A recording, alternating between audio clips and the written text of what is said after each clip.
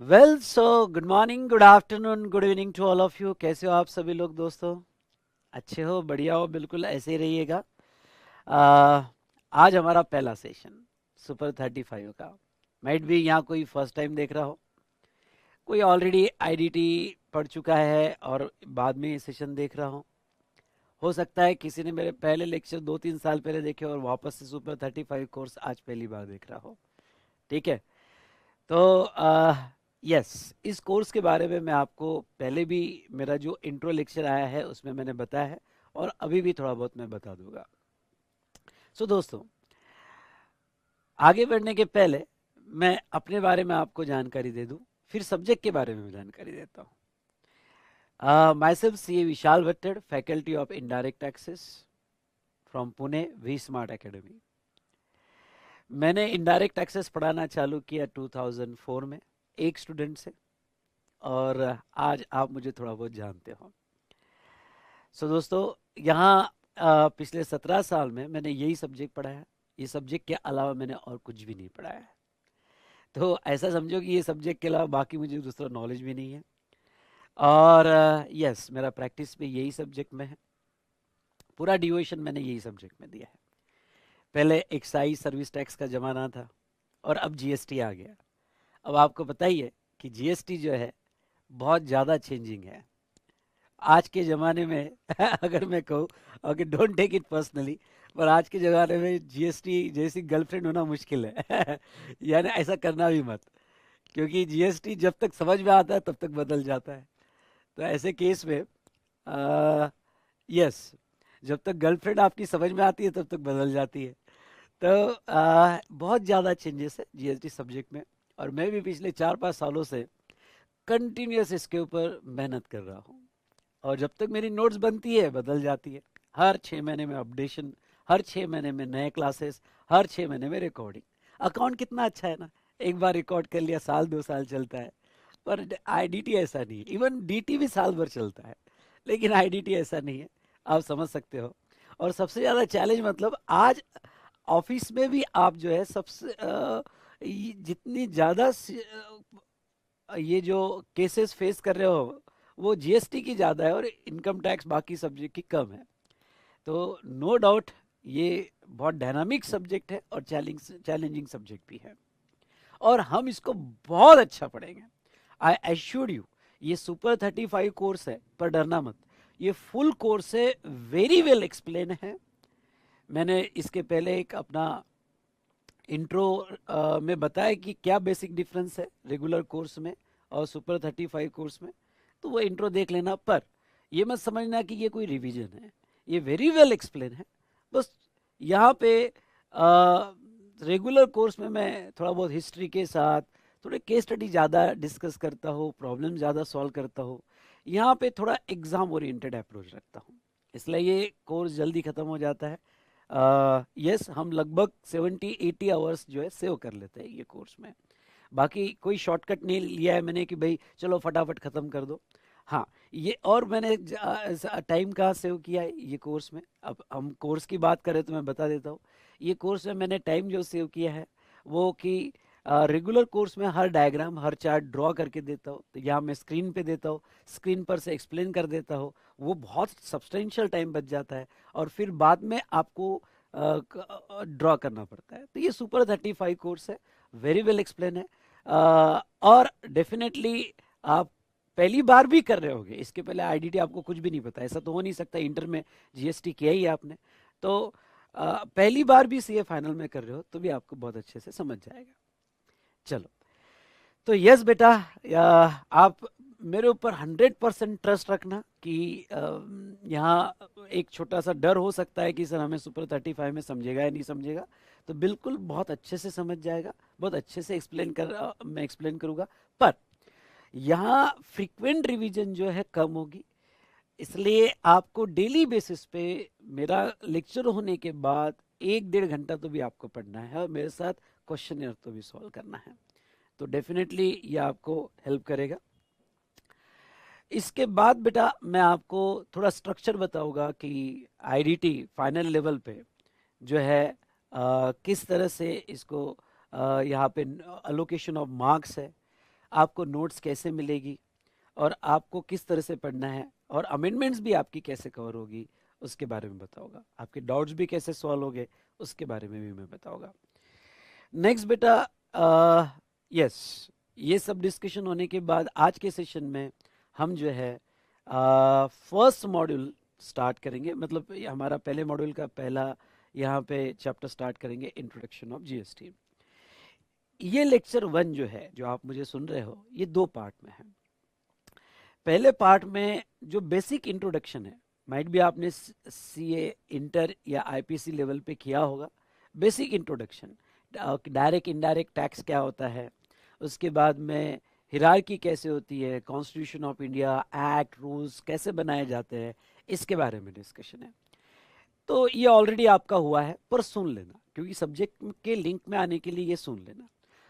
यहाँ पे हो सकता है कि आपको थोड़ा बहुत स्लो लगे, थोड़ा बहुत ओके ऐसा लगे कि यार ये ऑलरेडी हुआ है फिर से हो रहा है, बट इट्स ओके, क्योंकि सब्जेक्ट में एंटर होने के पहले ये फ्लो आना बहुत जरूरी है, तो ही सब्जेक्ट में इंटरेस्ट क्रिएट होता है। इसलिए आज के पहले सेशन में बेसिक इंट्रोडक्शन ऑफ टैक्सेस है जो हम लेंगे। उसके बाद में बेटा यहाँ lecture 01 part 2, I repeat, lecture 01 part 2 में हम जीएसटी के बारे में डिस्कस करेंगे। जीएसटी का यहाँ पे स्ट्रक्चर कैसा है, जीएसटी क्यों लाना पड़ा, उसकी कॉन्स्टिट्यूशनल सोर्स एंट्री क्या है, जीएसटी के क्या फायदे हुए हैं, फिर जीएसटी में क्रेडिट सिस्टम कैसा है, पुराना क्रेडिट सिस्टम कैसा था। ये भी शायद आपका हुआ होगा इंटर में, पर लेकिन क्या होता है, इंटर में जीएसटी आपका लिए ऑप्शन हो जाता है, क्योंकि आपका पूरा फोकस डीटी पे होता है, आपकी फैकल्टी भी डीटी पे ज़्यादा फोकस करती है, तो आईडीटी कभी कभी इग्नोर हो जाता है। तो अभी आपका स्ट्रांग हो जाएगा, मैं हूं ना, बहुत अच्छे से हो जाएगा और स्ट्रांग भी हो जाएगा। इसलिए एक्चुअल जीएसटी के बारे में डिस्कशन पार्ट 2 में लिया जाएगा। तो इस तरह से लेक्चर 01 के 2 पार्ट यहाँ पे कवर किए जाएंगे। नेक्स्ट बेटा, यहाँ पे एक इम्पॉर्टेंट बात ये बता दूं कि ये आपका जो सुपर 35 कोर्स है फॉर नवंबर 21 एग्जाम के लिए और मई 22 के लिए, अगर आप इसको बाय करना चाहते हो तो ये ब्लेंडेड कोर्स है। मतलब यहाँ जो है ब्लेंडेड का मतलब ये है कि जो मेरी एग्जिस्टिंग ऑलरेडी बैच हुई है वो प्लस आपकी अमेंडमेंट्स, यानी जो जो एरिया में अमेंडमेंट्स हुई है वो लेक्चर मैंने री रिकॉर्ड किए हैं, जहाँ अमेंडमेंट्स नहीं है वो लेक्चर एग्जिस्टिंग यूज किए जा रहे हैं। तो इस तरह से ये ब्लेंडेड बैच है, ठीक है। तो कहीं पे अगर मैंने रेफरेंस भी ले लिया होगा कि भाई मई 21, तो मैं पहले ही कह रहा हूँ बेटा ये ब्लेंडेड बैच है। ये जैसे इस बार मैं अमेंडमेंट के बारे में बताऊंगा, रिटर्न चैप्टर में सब्सटेंशियली चेंज आया है, क्यूआरएमपी स्कीम आई है, तो वो पूरा नया रिकॉर्डेड मिलेगा आपको। जो भी सेशंस में अमेंडमेंट हुए हैं वो सेशंस पूरे नए से रिकॉर्ड किए गए हैं, मैं यहाँ स्टूडियो रिकॉर्डिंग कर रहा हूँ। तो इस तरह से आपको नवंबर एग्जाम के लिए जो जो भी अप्लीकेबल अमेंडमेंट्स है वो 100% पूरी कवर की जाएगी, डोंट वरी, मैं हर चीजें यहाँ पे कवर करूंगा, ट्रस्ट मी। तो ऐसे केस में आप यस इस बात का ख्याल रखना। दूसरा, यस अब मैं थोड़ा इस सब्जेक्ट के बारे में डिस्कशन स्टार्ट करता हूँ कि इनडायरेक्ट टैक्सेस ये सब्जेक्ट में मार्क्स कैसे है, आपको किस सीक्वेंस में पढ़ाया जाएगा, उसके बाद में नोट्स कैसे मिलेगी और अमेंडमेंट्स कैसे होगी। ठीक है दोस्तों, तो चलिए यहाँ पे चलिए। तो इनडायरेक्ट टैक्सेस, अगर हम बात करें इनडायरेक्ट टैक्सेस की, तो इसमें हमें एक्ट कितने हैं ये भी इसके बारे में बात करना है, इसके मार्क्स एलोकेशन के बारे में बात करना है, और आपको नोट्स कैसे मिलेगी इसके बारे में भी बात करना है, और फिर हम लास्ट में बात करेंगे अमेंडमेंट से रिलेटेड। ठीक है। So goods and service tax में जहां तक हम जिसे सिंपल वर्ड में कहते हैं जीएसटी, ठीक है, तो यहाँ पे टोटल 5 एक्ट है। तो पहला हमें इनडायरेक्ट टैक्सेस में एक्ट पढ़ना है जीएसटी, दूसरा है कस्टम्स एक्ट 1962, और तीसरा फॉरेन ट्रेड पॉलिसी। हमें ये 3 एक्ट्स पढ़ने हैं, जीएसटी, कस्टम्स एक्ट और फॉरेन ट्रेड पॉलिसीज क्या है, ये हमारे सिलेबस में रखे हैं इनडायरेक्ट टैक्सेस में। अब जीएसटी का मैं यहाँ पे एनालिसिस करूं या इसके बारे में बताओ तो आपको ऑलरेडी पता है कि जीएसटी में टोटल 5 एक्ट है। CGST act, SGST act, UTGST act, IGST act and GST compensation cess act 2017। इसमें से हमें बहुत डिटेल में पढ़ना है सीजीएसटी और आईजीएसटी, क्योंकि ये ऑलरेडी आपने सीए इंटर लेवल पे देखा है कि सीजीएसटी और एसजीएसटी एग्जैक्टली सेम है, क्योंकि दोनों सेम यहाँ पे ग्राउंड पे बनाया है। यूनिफॉर्म पॉलिसी के तहत जो जीएसटी काउंसिल सेंट्रल पे डिसीजन लेगा वो स्टेट पे रहेगा, यानी ये सीजीएसटी, एसजीएसटी और UTGST word to word same है। इसलिए तीनों एक्ट हमें नहीं पढ़ने हैं, हमें यहाँ सीए फाइनल लेवल पे सीजीएसटी एक्ट डिटेल में पढ़ना है और आईजीएसटी एक्ट डिटेल में पढ़ना है। और ये दो एक्ट को या हमारे इंस्टीट्यूट ने 75 मार्क्स का वेटेज रखा हुआ है। ठीक है, ये दोनों एक्ट को सीजीएसटी और आईजीएसटी 75 मार्क्स। उसके बाद में नेक्स्ट कस्टम्स के लिए 20 मार्क्स का वेटेज रखा है और फॉरेन ट्रेड पॉलिसी 5 मार्क्स। इस तरह से यहां जो है 100 मार्क्स का वेटेज रखा हुआ है और आपका टारगेट होना चाहिए 80 मार्क्स। यस, 80 के नीचे सोचना ही नहीं है आपको। इस बार 80 पार पढ़ेंगे तो ऐसा पढ़ेंगे कि कान कर देंगे, सभी तरफ अपनी डिमांड कर देंगे। ठीक है, तो कम से कम 80 मार्क्स आपको यहाँ पे स्कोर करने का टारगेट रखना, कम से कम। मैक्सिमम तो 100 आप ले ही सकते हो। तो अब यहाँ पे मार्क्स एलोकेशन जो है, मैं बाद में आपको ये अगर इसका पिक्चर निकालना है तो स्क्रीनशॉट ले लेना, वैसे तो आपको समझ जाएगा, कोई बड़ी बात नहीं है, तो लिखने की कोई ज़रूरत नहीं है, जिस मैंने ये मार्क्स एलोकेशन बता दिया। तो 75 मार्क्स, 20 मार्क्स और 5 मार्क्स, इस तरह से मार्क्स एलोकेशन रखा गया है। तो अब मैं पेपर स्ट्रक्चर के बारे में भी आगे बताऊंगा कि एमसीक्यू क्वेश्चंस कितने मार्क्स के आते हैं, उसके बाद में सब्जेक्टिव, केस स्टडी और ऑब्जेक्टिव क्वेश्चंस कितने मार्क्स के आते हैं, इसके बारे में भी हम आगे देखेंगे। नेक्स्ट आते हैं बेटा नोट्स पे। ठीक है, अब नोट्स में एक है आईसीए मटेरियल, ठीक है, और एक है हमारी क्लास नोट्स। तो पहला बेसिक सवाल स्टूडेंट का ये होता है कि सर आईसीएआई मटेरियल हमें पढ़ना जरूरी है क्या, या आपके नोट्स इनफ है, सफिशिएंट है? मैं कहूँगा कि मेरे नोट्स ही आईसीएआई मटेरियल के बेस पे बनाए गए हैं, इसलिए मैं आपको यही सजेस्ट करूँगा कि आईसीएआई मटेरियल पढ़ने की ज़रूरत नहीं है, मेरे नोट्स इनफ है। वैसे भी इतना सब कुछ पढ़ने के बाद आपके पास टाइम कहाँ है? ओके, तो आपके पास बिल्कुल टाइम नहीं रहेगा, तो इतना सब कुछ पढ़ने का बिल्कुल भी टाइम नहीं रहेगा। तो टाइम हो और आप में दम हो तो पढ़ लेना आईसीआई मटेरियल, अगर आपके पास टाइम हो तो यहाँ पे मेरे क्लास नोट्स में आपको, अब मेरी क्लास नोट्स की बात करूं तो देखिए बेटा, आपको क्या क्या मिलेगा मेरे क्लास नोट्स में। ठीक है, तो ये बता दूं, फर्स्ट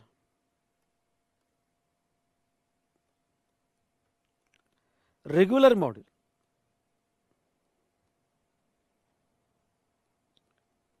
ठीक है, आपको रेगुलर मॉड्यूल जो है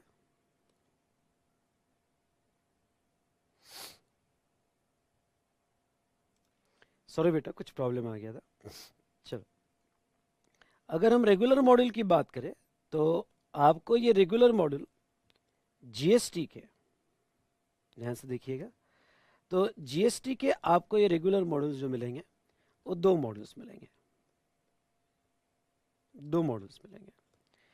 ये जो मॉड्यूल बेटा, कवर पेज यहाँ बदल जाएगा, कवर पेज आपको दूसरा आएगा, मेरे पास लास्ट बैच का मॉड्यूल है ये, तो इस तरह से मॉड्यूल आएगा, जीएसटी के 2 मॉड्यूल आएंगे। ये मॉड्यूल की यूएसपी क्या है तो मैं आपको पहले ही बता दूं, ये कलर बुक है with all pictorial presentation. Okay, colour book with all pictorial presentation. बहुत सी जगह साइड में, जैसे यहाँ देखोगे तो साइड में मैंने चार्ट्स वगैरह के लिए जगह रखी है, और बहुत से क्वेश्चंस मैंने लिए हैं, और वो क्वेश्चन के आंसर के लिए भी स्पेस रखा हुआ है। पर मेरा स्ट्रॉन्ग सजेशन ये है, क्योंकि यहाँ कुछ स्टूडेंट्स को स्पेस कम पड़ सकती है, इसलिए मेरा सजेशन आपको ये है कि जब भी कोई प्रॉब्लम होगा तो उसका सॉल्यूशन आपने नोटबुक में सॉल्व करना, क्योंकि कुछ स्टूडेंट्स को हो सकता है स्पेस ज़्यादा लगे और वो यहाँ मेरे बुक में स्पेस कम मिले, तो तो उन्हें मेरा यही सजेशन है, या सबको मेरा यही सजेशन है कि सॉल्यूशन के लिए नोटबुक यूज करना। तो जीएसटी के आपको 2 मॉड्यूल मिलेंगे, कस्टम्स का आपको 1 मॉड्यूल मिलेगा, 1 मॉड्यूल मिलेगा। और ये आपके रेगुलर मॉड्यूल में आईसीएआई का जो जितना भी कंटेंट है वो सब कुछ कवर्ड है, आपको आईसीएआई मटेरियल पढ़ने की जरूरत नहीं है। और ये 3 मॉड्यूल के बेस पर हमारा डिस्कशन किया जाएगा। फिर आपका एक सवाल होगा कि सर ये बताइए कि जैसे आपने कंसेप्ट पढ़ा दिया तो उसके बाद में हमें जो है उसके क्वेश्चन सॉल्व करने हैं, कुछ सेल्फ प्रैक्टिस करनी है, तो क्या है? वैसे बेटा हर कंसेप्ट के साथ मैंने 1 या 2 क्वेश्चन यहाँ सुपर 35 में लिए हैं कंसेप्ट को एक्सप्लेन करने के लिए, उसको एनालाइज करने के लिए। मैंने यहाँ पे कुछ टेबल्स भी लिए, चार्ट्स भी लिए हैं, ठीक है। पूरा डिस्कशन एग्जाम ओरिएंटेड है, फुल सिलेबस कवर्ड है और वेरी वेल एक्सप्लेन्ड है। अब बेटा आपको सेल्फ प्रैक्टिस के लिए और क्वेश्चंस करना है, क्योंकि हर कंसेप्ट पे तो मैंने तो लिया ही हुआ है, पर अगर सेल्फ प्रैक्टिस के लिए आपको और क्वेश्चन सॉल्व करना है तो मेरा आता है बेटा क्वेश्चन इसके साथ। तो आपको क्वेश्चन में मिलेगा क्वेश्चन। अब ये क्वेश्चन मतलब क्वेश्चन बैंक, जिसे आप स्कैनर भी कह सकते हो, क्योंकि पढ़ने के बाद सबसे इंपॉर्टेंट ये होता है अगर आपको एग्जाम देनी है तो क्वेश्चंस कैसे पूछे जाते हैं एग्जाम में और आपने आंसर कैसे प्रेजेंट करना चाहिए। कंसेप्चुअल क्लैरिटी तो आ गई, पर सेकंड क्वेश्चन ये होता है। तो इसके लिए मैं यहाँ पे बेटा क्वेश्चनर बनाता हूँ। जैसे यहाँ पे एग्जाम्पल के लिए मेरे पास कस्टम्स का क्वेश्चनर है। अब ये कस्टम्स का क्वेश्चनर बेटा no doubt as we smart की यूएसपी है, ये कलर्ड है और इसमें पिछले 10 साल के जितने भी इंपॉर्टेंट क्वेश्चंस है आरटीपी के, अब इसका स्पेशल फीचर मैं बता दूं, आरटीपी के क्वेश्चंस, एग्जामिनेशन क्वेश्चंस जो रिपीटेटिव है वो निकाल दी है, लेकिन जो यहाँ पे रिपीट नहीं हुए वो बहुत अच्छे क्वेश्चंस है, वो मैंने सब कवर किए। तो आरटीपी के क्वेश्चन, मॉक टेस्ट पेपर के क्वेश्चन, एग्जामिनेशन क्वेश्चंस और कुछ क्वेश्चंस मैंने बनाए हुए हैं।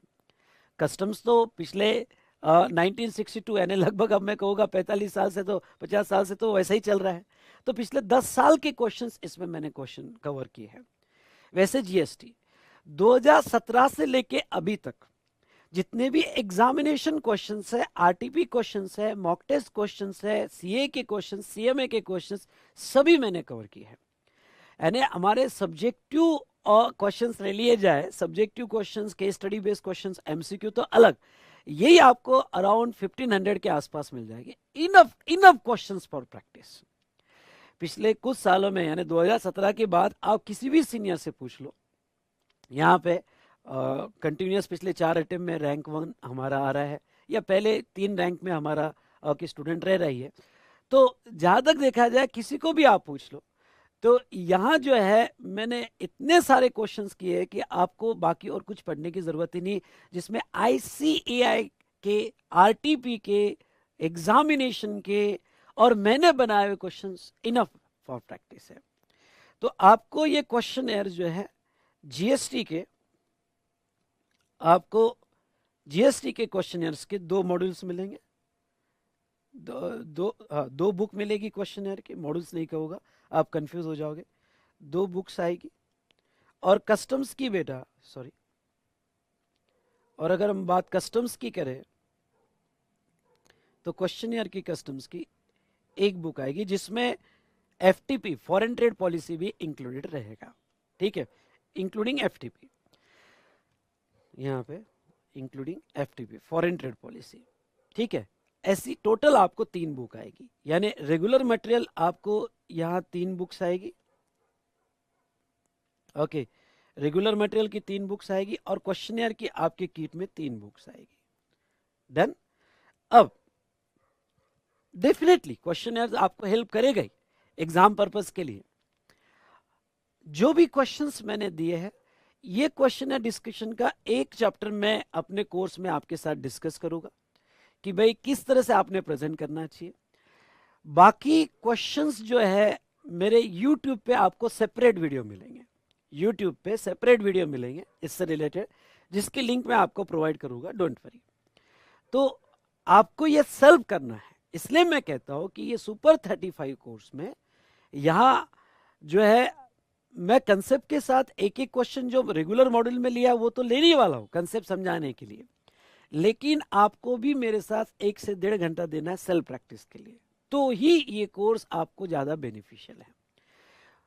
ये बिल्कुल मत सोचना कि मैं पहली बार कर रहा हूं तो सर मुझे समझेगा, बहुत अच्छे से समझ में आएगा, बहुत अच्छे से समझ में आएगा, उसके लिए चिंता करने की कोई जरूरत ही नहीं है। बट मैं जो जो कहूंगा, चार्ट्स निकालना है, क्वेश्चंस देखना है, वो जरूर कीजिएगा। हाँ, 1-2 चैप्टर मैं आपके साथ जरूर डिस्कस करूंगा, ये समझाने के लिए कि आपने क्वेश्चन कैसे पढ़ना चाहिए, आपने क्वेश्चन पढ़ते वक्त कौन कौन सी चीजों का ध्यान रखना चाहिए और किस तरह से उसके ऊपर प्रैक्टिस करना चाहिए, तो वो मैं इसमें लूंगा क्वेश्चनर के कुछ चैप्टर्स।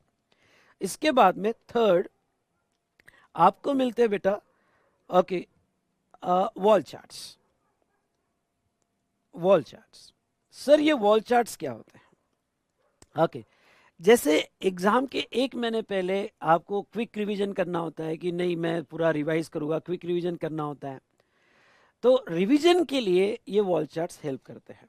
मेरे पास एक सैंपल है वॉल चार्ट बेटा, तो ये वॉल चार्ट है, ये कंप्लीट वॉल चार्ट आपको मिलता है, ये कंप्लीट ये वॉल चार्ट मिलता है, जिसमें 3 वॉल चार्ट्स आपको जीएसटी के मिलेंगे, और ये 3 वॉल चार्ट में 75% सिलेबस हमारा कवर हो जाता है, 75% सिलेबस। तो जीएसटी के आपको जो वॉल चार्ट्स मिलेंगे ये 3 वॉल चार्ट्स हो गए, और कस्टम्स का आपका 1 वॉल चार्ट होगा, कस्टम्स का 1 वॉल चार्ट होगा।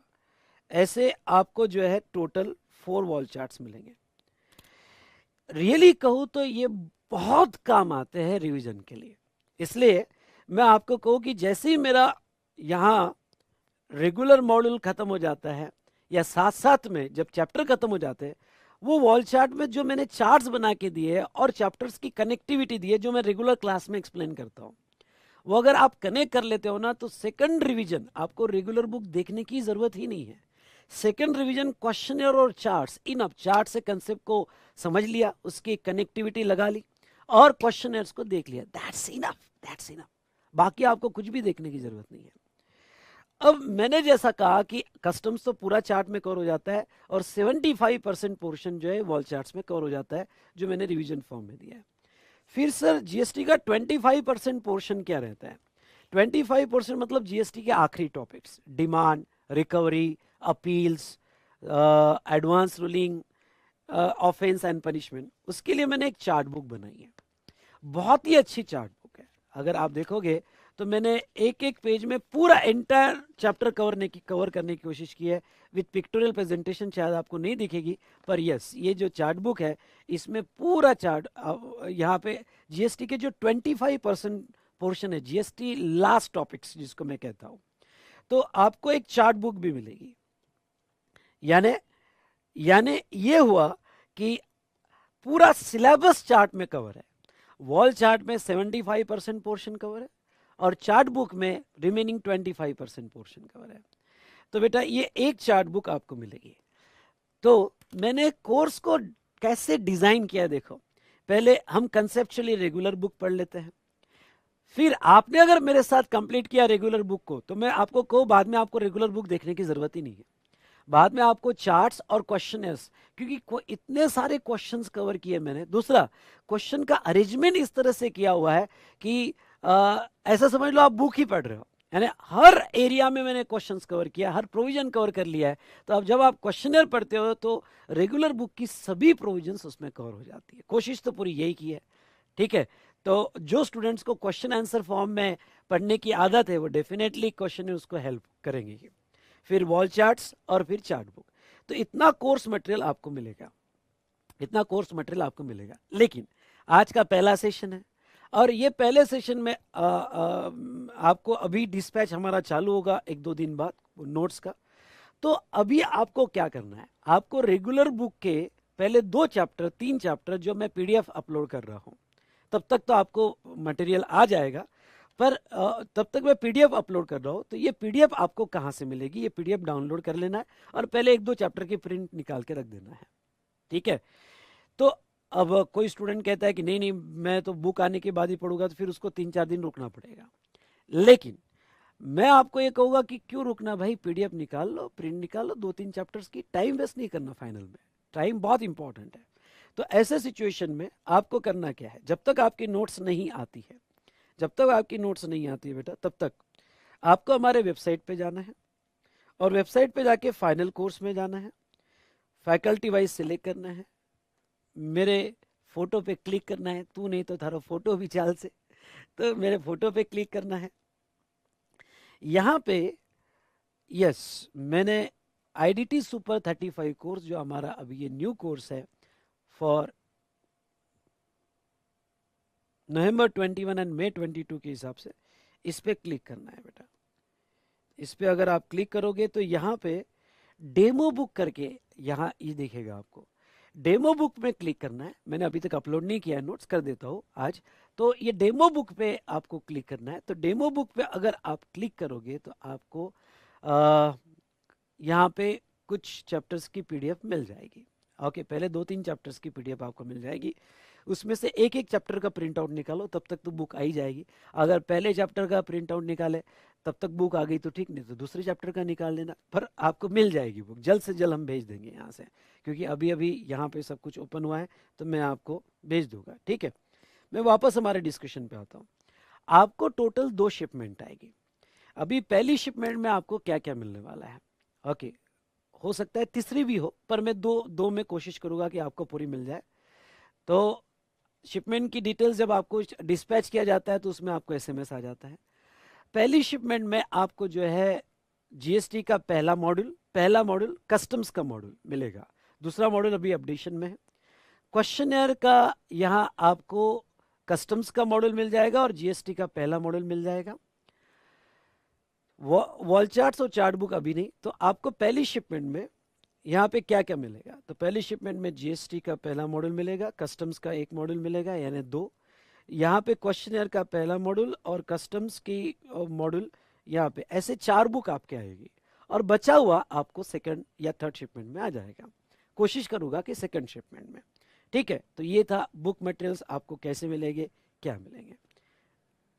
डन बेटा, आई होप आपको ये क्लियरली समझ में आया होगा। चलो नेक्स्ट हम बात करेंगे अमेंडमेंट्स पे, ठीक है। अगर आपका अटेम्प्ट नवंबर 21 है तो 30 अप्रैल 2021 तक की अमेंडमेंट्स आपको अप्लीकेबल है, जो इस सिलेबस में कवर्ड है, ठीक है। इसमें सब कुछ कवर्ड है, एवरीथिंग कवर्ड, आपको अलग से कुछ भी नहीं देखना पड़ता है। लेकिन इसके बाद भी मैं स्ट्रांगली आपको सजेस्ट करता हूं कि एग्जाम के 2 महीने पहले जब मेरे अमेंडमेंट स्पेशल वीडियोस आते हैं तो वो जरूर देख लेना आपने, क्योंकि क्या है कि यहाँ अमेंडमेंट अलग अलग जगह छोटी छोटी अमेंडमेंट्स होती है, पर जब आप अमेंडमेंट्स वीडियोस देख लेते हो जो स्पेशली अमेंडमेंट पे फोकस करती है, तो आप भी बहुत ज़्यादा फोकस होते हो और वो याद रह जाता है कि हाँ ये चीज़ें हमें अच्छे से पढ़ना है। तो स्पीड में देखना, 1.2 1.4 के स्पीड में देख लेना, यूट्यूब पे वो अमेंडमेंट्स आती है, तो ये आपने जरूर देख लेना है। उसके बाद में यहाँ पे मई 22 के लिए अगर कोई स्टूडेंट बाय करना चाहता है तो वो कर सकता है ये बाय, और पर ये बात का ध्यान रखना है कि उसको अमेंडमेंट 31 अक्टूबर तक की अप्लीकेबल होती है, ठीक है। 31 अक्टूबर तक की अमेंडमेंट अप्लीकेबल होगी। फिर आगे आने वाली अमेंडमेंट्स यानी मई से लेके अक्टूबर, अब उसके लिए तो मैंने ये नोट्स में कवर नहीं किया, तो उसका क्या होगा, तो बेटा वो जो है उनको अमेंडमेंट लेक्चर्स जो एग्जाम के 2 महीने पहले आता है उनको अमेंडमेंट लेक्चर्स करना ही पड़ेगा, दूसरा ऑप्शन नहीं है। फिर एक सवाल आता है कि सर अमेंडमेंट्स कितनी होती है, तो बेटा मैं कह दूं आपको अमेंडमेंट्स ज़्यादा नहीं, 10 to 15% होती है, ज़्यादा नहीं होती है, और मोस्टली प्रोसीजरल पार्ट में होती है, तो आप कर सकते हो। मैं तो कहूँगा कि बहुत अच्छा आपका स्ट्रेटजी है कि 1 साल पहले आप कोर्स कर रहे हो, फिर वो अमेंडमेंट के 5-6 लेक्चर्स आते हैं, एक लेक्चर 3 घंटे का होता है, वो बाद में कर लेना, कोई हार्ड नहीं जाता। और मैं तो कहता हूँ इसमें बहुत ज़्यादा अच्छा होता है। क्यों अच्छा होता है, क्योंकि आपको पुराना लॉ पता है, तो अमेंडमेंट समझने में आसानी होती है, तो आप ये कोर्स कर सकते हो, कोई दिक्कत नहीं जाएगी। तो ये तो बात रही अमेंडमेंट्स की। अब मैं आ जाता हूं हमारे डाउट्स पे। तो डाउट्स तो बेटा नोट्स के नीचे आपको व्हाट्सएप नंबर दिया है, उस व्हाट्सएप नंबर पे आप डाउट पूछ सकते हो। एज वेल एज मेरा एक ऐप आएगा जो डेवलपमेंट में और 10-15 दिन में आ जाएगा, उस ऐप, वो अगर ऐप डेवलप हो जाता है तो फिर आपके व्हाट्सएप के डाउट निकाल दिए जाएंगे, मतलब व्हाट्सएप पे नहीं पूछोगे आप, उस ऐप के थ्रू पूछोगे। पर जब तक वो ऐप नहीं आता आप व्हाट्सएप के थ्रू पूछ सकते हो। एज वेल एज इस बैच का एक टेलीग्राम लिंक बनाया जाएगा। जब आप लेक्चर डाउनलोड करोगे हमारे वेबसाइट से तो वो वहां पे टेलीग्राम लिंक दी जाएगी, यानी स्टार्टिंग में मैं टेलीग्राम लिंक दे दूंगा आपको, तो टेलीग्राम लिंक दी जाएगी, वो टेलीग्राम चैनल सब्सक्राइब करना है आपको। क्योंकि मेरी जितनी भी इंपॉर्टेंट अनाउंसमेंट है लेक्चर अपलोडिंग के बारे में, अब जो भी अनाउंसमेंट है वो आपको यहाँ पे उस टेलीग्राम लिंक में आपको आते रहेगी। और आप डाउट्स टेलीग्राम के थ्रू भी पूछ सकते हो और व्हाट्सएप के थ्रू भी पूछ सकते हो। ठीक है, तो ये था अबाउट यहाँ पे कि हमारा कोर्स और डाउट से रिलेटेड क्या आपको किस तरह से एंटरटेन किया जाएगा। डाउट्स मेरे RAT में एंटरटेन करती है बेटा, सभी RA CA है, और ये सभी RA मेरे पास पार्ट टाइम वर्क करते हैं। जिनको मैंने ट्रेन किया है वो चार्टर्ड है, अपना भी प्रैक्टिस करते हैं, GST में प्रैक्टिस कर रहे हैं और बहुत अच्छा प्रैक्टिस कर रहे हैं, और मेरे साथ कनेक्टेड है तो उनको बहुत अच्छा नॉलेज भी मिल रहा है, तो उनका ज़्यादा बेनिफिट हो जाता है क्योंकि वो कंटिन्यूस टच में होते हैं। और मेरे जितने भी आ रहे हैं बेटा सब प्रैक्टिस में जो है यहाँ पे बहुत अच्छा काम कर रहे हैं, और सब्जेक्ट के टच में होने की वजह से उनको बहुत हेल्पफुल भी हो रहा है। तो मेरे तरफ से तो उनको एक ऑनरेरियम पे तो मिल ही जाता है, प्लस उनका प्रैक्टिस में भी उनको हेल्प हो जाती है। तो 9 आ रहे हैं बेटा, सब CA है, तो ये आपके डाउट्स सॉल्व करेंगे, जिसमें जूनियर आ रहे हैं, सीनियर आ रहे हैं। हाँ, अब मेरा ऐप होने के बाद यहाँ पे व्हाट्सएप पे भी आप रिक्वेस्ट कर सकते हो, और ऐप जब आएगा उसमें भी आप रिक्वेस्ट कर सकते हो। कोई जो क्वेरी है आप उनके इससे सेटिस्फाइड नहीं हो तो आप वहाँ रिक्वेस्ट डाल सकते हो, आस्क टू सर, आप रिक्वेस्ट डाल सकते हो कि आस्क टू सर। ठीक है, तो वो फिर क्वेरी मेरे पास आ जाती है और फिर मैं एंटरटेन करता हूँ। और हम हमारे ऐप में तो जो स्पेशल ये कर रहे हैं कि RA का क्वेरी आया, फिर RA का क्वेरी, ये ऐप बड़ा अच्छा है जो आएगा फ्यूचर में डेवलपमेंट में। RA का क्वेरी आपने, हमारे RA ने आपकी क्वेरी सॉल्व कर दी, सॉल्व करने के बाद आप उस पूछा जाएगा कि आप सेटिस्फाइड हो, सेटिस्फाइड हो तो आप स्टार करके जो है उसको यहाँ पे यस, हमारे RA को आप स्टार मार्किंग भी दे सकते हो। एज वेल एज दूसरा ऑप्शन आएगा नो, आस्क टू सर, जैसे आपने आस्क टू सर कहा तो वो जो है क्वेश्चन मेरे पास आ जाएगा। ठीक है, चलिए, तो ये था रिगार्डिंग टू, जहाँ तक देखा जाए हमने डाउट्स के बारे में देखा। अब बेटा मैं आपको ये कहना चाहूँगा कि यस, हमारा अब जितनी इन्फॉर्मेशन मैंने आपको देना चाहिए था सब इन्फॉर्मेशन आपको मैंने दे दी है। अब हम डिस्कशन स्टार्ट करेंगे, पहला मॉड्यूल हम स्टार्ट करेंगे इंट्रोडक्शन टू GST। मैं पहले कह देता हूँ बेटा ये स्टूडियो रिकॉर्डिंग है, स्टूडियो रिकॉर्डिंग होने की वजह से कभी शर्ट मेरा बदल जाए, क्योंकि मैंने ये जो रिकॉर्डिंग की है ये रिकॉर्डिंग मैंने मॉर्निंग, दोपहर को, इवनिंग, इस तरह से टाइम अरेंज करके दिए हैं। और कुछ लेक्चर जो मेरी अभी रेगुलर बैच है उसमें की भी जो इम्पोर्टेंट बहुत अच्छा डिस्कशन जो लाइव स्ट्रीमिंग में हुआ है वो भी मैंने यहाँ यूज़ किया हुआ है। ठीक है, तो आप बहुत एंजॉय करोगे, आपको यानी मज़ा आ जाएगा। तो यस, तो यहाँ पे हमारा अभी पहला सेशन स्टार्ट होगा, पहला चैप्टर स्टार्ट होगा, इंट्रोडक्शन टू GST। ठीक है, ओके, तो चलिए बेटा शुरू करते हैं यहाँ पे इंट्रोडक्शन टू GST।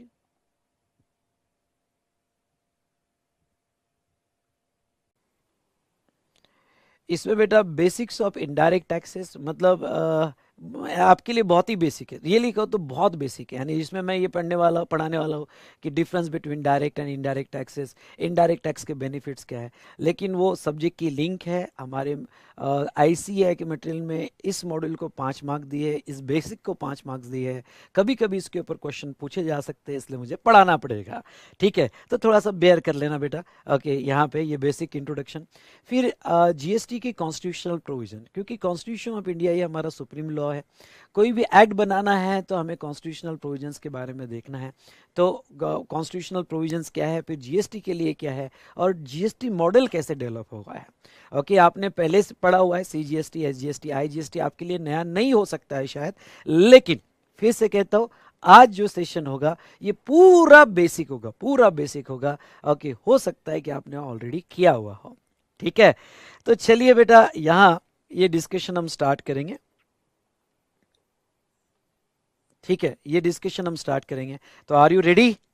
यस और नो? तो इसे स्टार्ट करते हैं।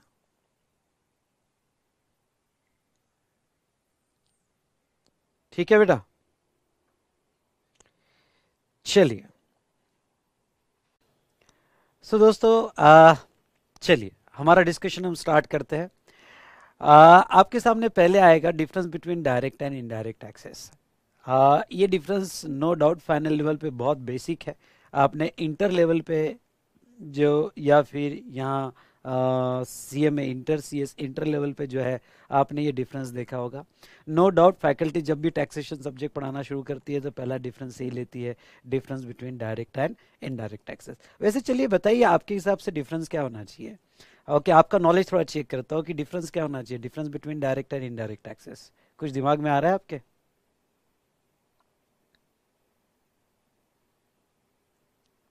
कुछ आ रहा है, अच्छी बात आ रही है। अब बेटा कोई यहाँ पे ये नहीं बोलेगा direct taxes in C A final level 7 paper and indirect taxes 8 paper. तो यहाँ पे मैं आपको कहूँगा कि बिल्कुल मत ऐसा करना। आ, थोड़ा लॉजिकल डिफरेंस बताइए। Direct taxes, yes, income tax है। इनडायरेक्ट टैक्स है जीएसटी, एक्साइज, वैट जो पहले था। डायरेक्ट टैक्सेस डायरेक्टली पे होता है by person concern. Indirect taxes जो है ये गुड्स और सर्विसेज पे होता है और transferable from one person to another person. तो दोस्तों यहाँ जहाँ तक देखा जाए ये कुछ बेसिक डिफरेंस तो आपको पता है, लेकिन मैं कुछ एडिशनल जानकारी देना चाहूँगा ये डायरेक्ट और इनडायरेक्ट टैक्सेस से रिलेटेड, क्योंकि सीए इंटर में शायद आपने पढ़ा हो ना पढ़ा हो, लेकिन मैं स्टार्ट यहाँ से करना चाहूँगा। और बेटा मैं आपको ये कहना चाहूँगा कि यहाँ पे ये कोई सीए फाइनल के एग्ज़ाम में या फिर सीएमए सीएस फाइनल के एग्ज़ाम में वो पूछने वाले नहीं हैं, लेकिन ये हमारा चैप्टर का स्टार्ट है और मैं चाहता हूँ कि हम बेसिक से जाए। ये सुपर 35 कोर्स क्यों ना हो, लेकिन जहाँ जहाँ ज़रूरत है वहाँ हम बेसिक से ज़रूर जाएंगे। तो चलो, डायरेक्ट और इनडायरेक्ट टैक्सेस से रिलेटेड मैं कुछ बातें आपको बता देना चाहता हूँ। तो let discuss further the difference between direct and indirect taxes. So दोस्तों, चलिए हमारा डिस्कशन हम स्टार्ट करते हैं। आपके सामने पहले आएगा difference between direct and indirect taxes. ये difference no doubt final level पे बहुत बेसिक है। आपने इंटर लेवल पे जो, या फिर यहाँ C M A inter, C S inter level पे जो है, आपने ये डिफरेंस देखा होगा। नो डाउट फैकल्टी जब भी टैक्सेशन सब्जेक्ट पढ़ाना शुरू करती है तो पहला डिफरेंस यही लेती है, difference between direct and indirect taxes. वैसे चलिए बताइए, आपके हिसाब से डिफरेंस क्या होना चाहिए? ओके, आपका नॉलेज थोड़ा चेक करता हूँ कि डिफरेंस क्या होना चाहिए, difference between direct and indirect taxes. कुछ दिमाग में आ रहा है आपके?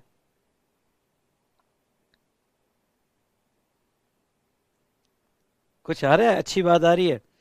अब बेटा कोई यहाँ पे ये नहीं बोलेगा direct taxes in C A final level 7 paper and indirect taxes 8 paper.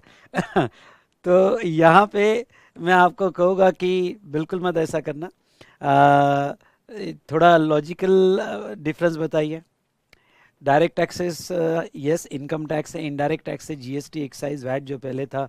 Direct taxes directly pay होता है by person concern. Indirect taxes जो है ये गुड्स और सर्विसेज पे होता है और transferable from one person to another person. तो दोस्तों यहाँ जहाँ तक देखा जाए ये कुछ बेसिक डिफरेंस तो आपको पता है, लेकिन मैं कुछ एडिशनल जानकारी देना चाहूँगा ये डायरेक्ट और इनडायरेक्ट टैक्सेस से रिलेटेड, क्योंकि सीए इंटर में शायद आपने पढ़ा हो ना पढ़ा हो, लेकिन मैं स्टार्ट यहाँ से करना चाहूँगा। और बेटा मैं आपको ये कहना चाहूँगा कि यहाँ पे ये कोई सीए फाइनल के एग्ज़ाम में या फिर सीएमए सीएस फाइनल के एग्ज़ाम में वो पूछने वाले नहीं हैं, लेकिन ये हमारा चैप्टर का स्टार्ट है और मैं चाहता हूँ कि हम बेसिक से जाए। ये सुपर 35 कोर्स क्यों ना हो, लेकिन जहाँ जहाँ ज़रूरत है वहाँ हम बेसिक से ज़रूर जाएंगे। तो चलो, डायरेक्ट और इनडायरेक्ट टैक्सेस से रिलेटेड मैं कुछ बातें आपको बता देना चाहता हूँ। तो let discuss further the difference between direct and indirect taxes.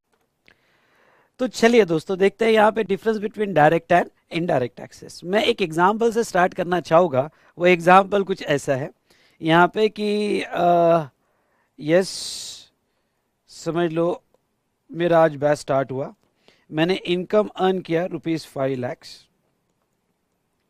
₹5 lakh income earn किया। और यहाँ पे जो इनकम यहाँ अर्न हुई, इनकम अर्न हुई, अब ये जो है यहाँ मैं गवर्नमेंट को मुझे इनकम टैक्स देना है। गवर्नमेंट को मुझे इनकम टैक्स देना है। तो सवाल आपसे ये है, तो यहां जो गवर्नमेंट को इनकम टैक्स दूंगा, लेट्स अज्यूम 10% के स्लैब में हूं, लेट्स अज्यूम, और मैं यहाँ पे 30,000 रुपीज डिडक्शन लेने के बाद, एग्जम्पशन लेने के बाद मैं इनकम टैक्स गवर्नमेंट को पे कर रहा हूँ। और कितना इनकम टैक्स पे कर रहा हूँ बेटा यहाँ पे? 30,000। ठीक है। अब नेक्स्ट सवाल यहाँ पे ये है कि जो मैंने टैक्स यहाँ दिया, क्या मैं ये टैक्स किसी और को पास ऑन कर सकता हूँ? किसी और को पास ऑन कर सकता हूँ? बताइए। समझ लो 5 लाख रुपए जो है, ये 5 लाख रुपए मैंने अर्न किए और उसका 30,000 मैंने गवर्नमेंट को पे किया। तो ये 5 लाख रुपए अर्न करके उसका 30,000 जो है मैं गवर्नमेंट को पे कर रहा हूँ, बचे मेरे पास 4,70,000 रुपीज बेटा।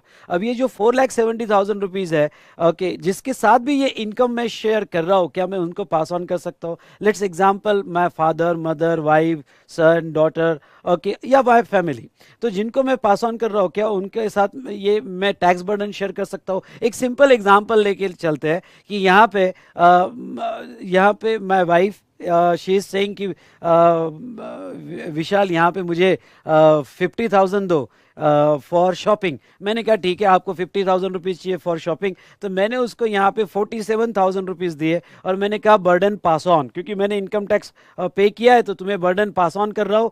तो यहाँ ऐसा समझ लो कि आपको 50,000 रुपीज मिल गए। या फिर नेक्स्ट माय सन, डॉटर, और उनको स्कूल फीस देना है, तो उनकी स्कूल फीस समझ लो 20,000 है, तो मैंने उनको यहाँ पे 18,000 दिए और मैंने कह दिया कि आप स्कूल में कह दो कि भाई बर्डन पास ऑन, ओके, ऐसा समझो कि 20,000 दे दिए। इन सिंपल वर्ड में आपको कहना चाहता हूँ, एग्जाम्पल समझने में भी आपको बेवकूफ़ी लग रही होगी, ये सुनने में भी बेवकूफ़ी लग रही होगी, क्योंकि जिसके साथ भी हम इनकम शेयर करते हैं बेटा, ओके, उनको बर्डन पास ऑन नहीं करते हैं। समझ रहे आप बात को? उनको बर्डन पास ऑन नहीं करते हैं। ये directly payable by person concern, यानी जिसके ऊपर बर्डन आता है वो डायरेक्टली गवर्नमेंट को पे करता है, बट वो बर्डन हम किसी और को पास ऑन नहीं कर सकते। But let's take example of indirect tax, जो आपने पढ़ा भी होगा, और इनडायरेक्ट टैक्स में आपने ये भी पढ़ा होगा कि burden is transferable from one person to another person. Example के तौर पर यहां पे एक बिजनेसमैन है, ओके, एक बिजनेसमैन है, और यहाँ समझ लो मैन्युफैक्चरर है, मैन्युफैक्चरर से यहाँ पे डिस्ट्रीब्यूटर ले लो, डिस्ट्रीब्यूटर से यहाँ पे आप होलसेलर ले लो, ओके, मैन्युफैक्चरर से डिस्ट्रीब्यूटर, डिस्ट्रीब्यूटर से होलसेलर। तो अब ऐसे सिचुएशन में प्राइस ऑफ द गुड्स, समझ लो कोई गुड्स या सर्विसेज आप सप्लाई कर रहे हो और प्राइस ऑफ द गुड्स जो है यहाँ 1,00,000 रुपए है, प्राइस ऑफ द गुड्स 1,00,000 रुपए। अब ये सिचुएशन में आपने क्या पढ़ा इनडायरेक्ट टैक्सेस से रिलेटेड? जो भी इनडायरेक्ट टैक्स हो, मे बी एक्साइज, वैट या जीएसटी ले लो, अभी नया इनडायरेक्ट टैक्स। तो अब देखो जीएसटी एट द रेट में लेता हूँ 10%, तो ये 10% जो है मैं पास ऑन कर रहा हूँ 10,000, और ये 10,000 जो है, पहली बात तो गवर्नमेंट को कौन पे करेगा? गवर्नमेंट को यहाँ पे करेगा मैन्युफैक्चरर, गवर्नमेंट को पे करेगा मैन्युफैक्चरर, यानी 10,000 रुपए ये जो टैक्स है ये गवर्नमेंट को यहाँ पे करेगा। लेकिन जो है यहाँ बर्डन पास ऑन हो जाएगा, ओके, टू डिस्ट्रीब्यूटर। डिस्ट्रीब्यूटर अपनी मार्जिन ऐड करेगा, वो बर्डन पास ऑन कर देगा होलसेलर को, होलसेलर पास ऑन कर देगा बेटा रिटेलर को, और रिटेलर से अल्टीमेट कंज्यूमर को। लेकिन मैं आपका ध्यान ये एग्जाम्पल पे नहीं लाना चाहता हूँ, ये तो आपने पहले ही बहुत बेसिक पे पढ़ा है और हम सुपर 35 कोर्स में है। मैं आपका जो यहाँ पे ध्यान लाना चाहता हूँ बेटा, मैं ध्यान लाना चाहता हूँ यहाँ पे, यस, ध्यान से देखो,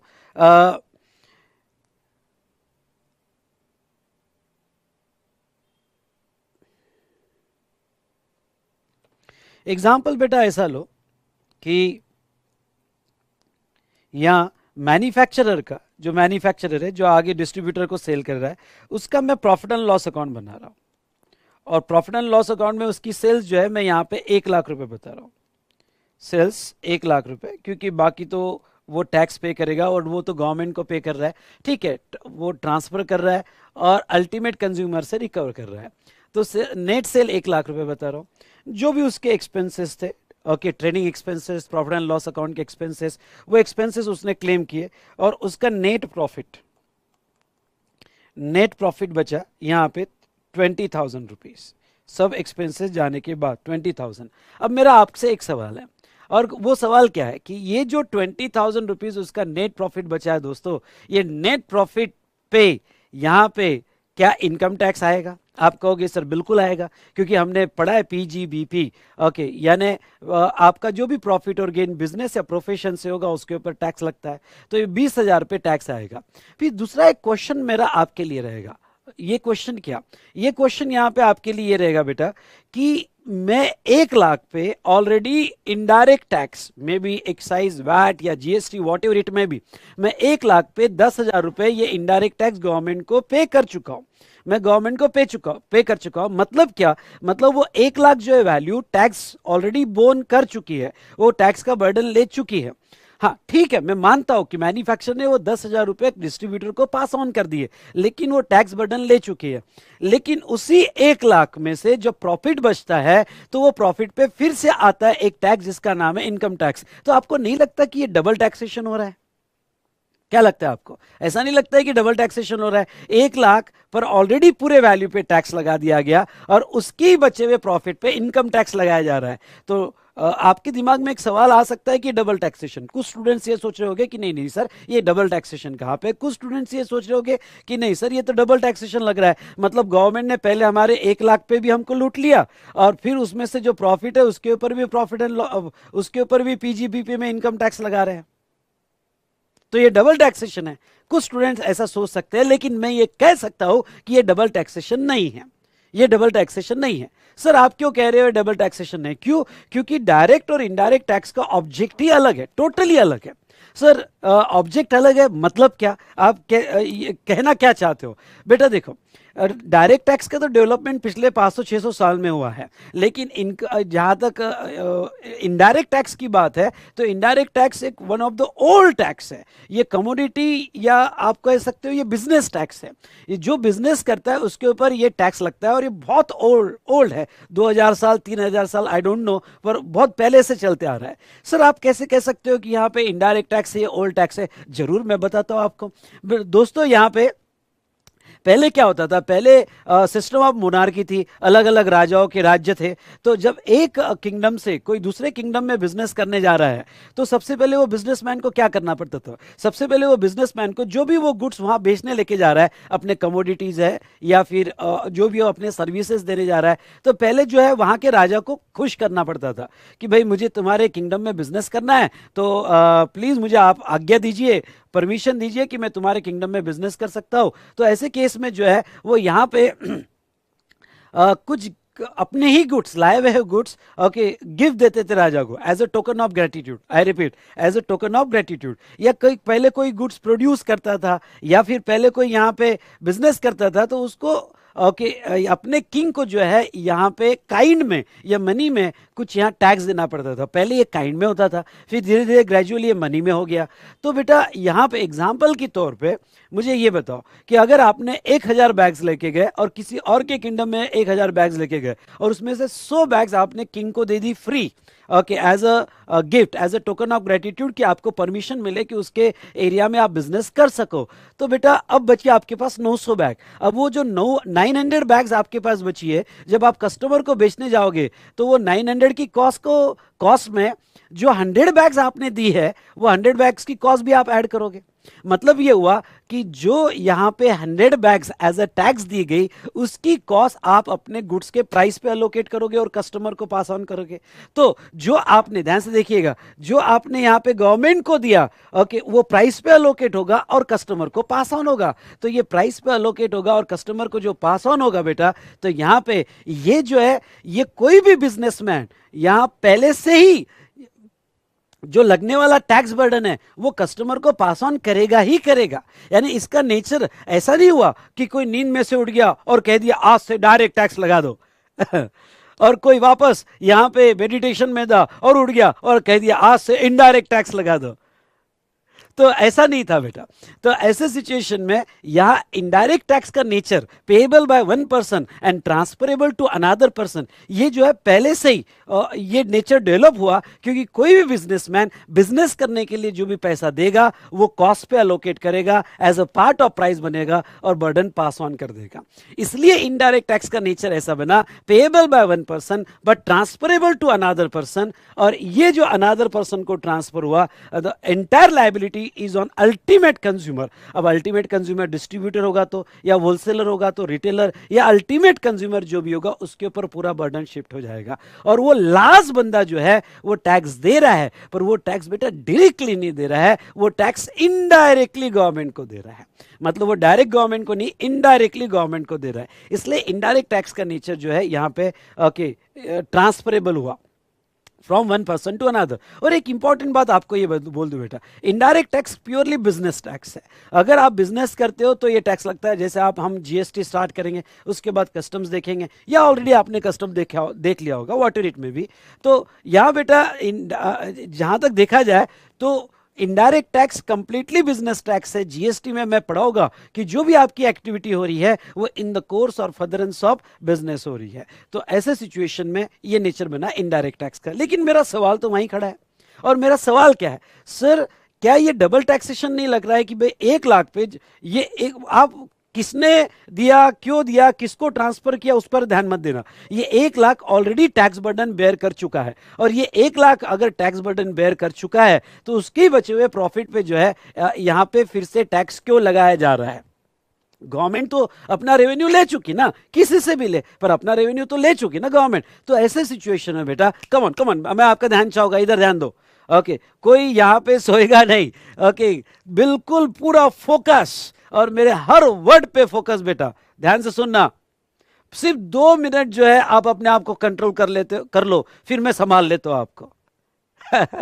ठीक है, तो सिर्फ 2 मिनट कंट्रोल कर लो। तो अब ऐसे सिचुएशन में यहां पे ये डबल टैक्सेशन है क्या?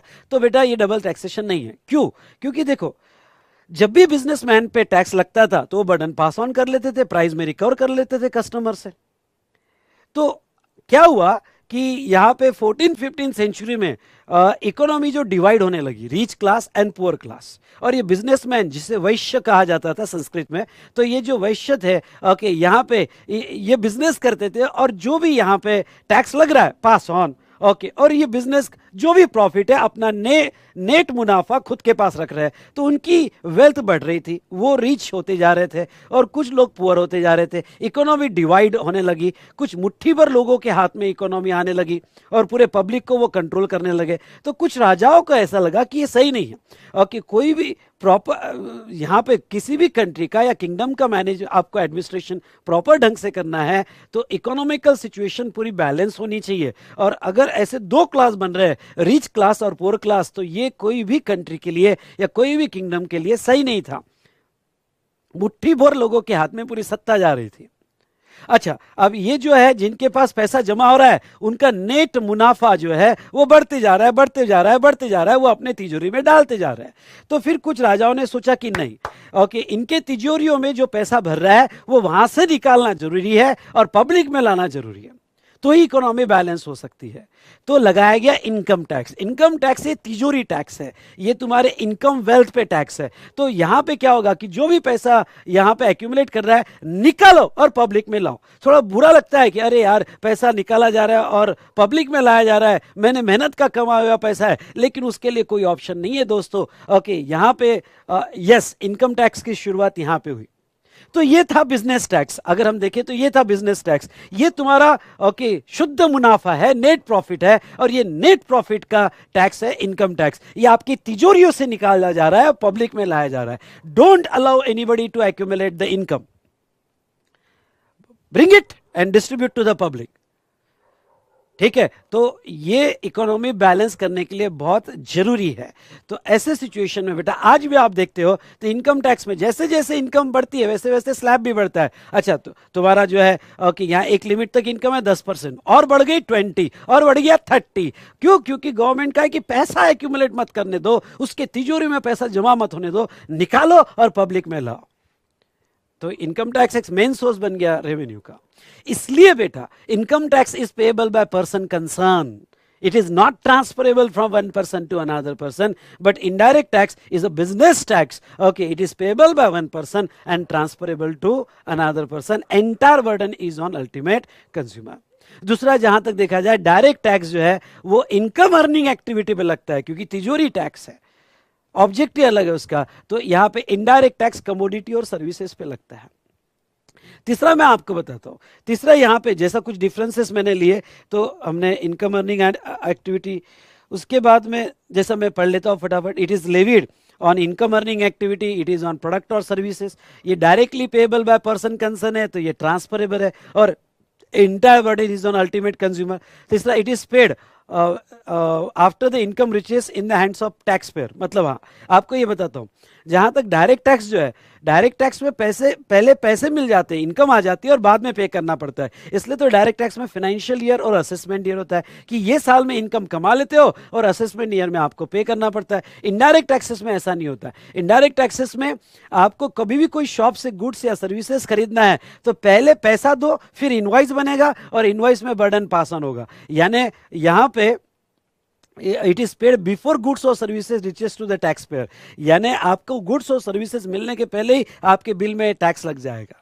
और last but one, the collection of direct taxes is difficult but collection of indirect taxes is relatively easier. Obvious बेटा, देखो एक बात मैं आपको बता देता हूं यहां पे कि जब भी आपको पैसा मिल जाए, आपके जेब में पैसा आ जाए, तो ये जेब से पैसा निकालना बड़ा मुश्किल है।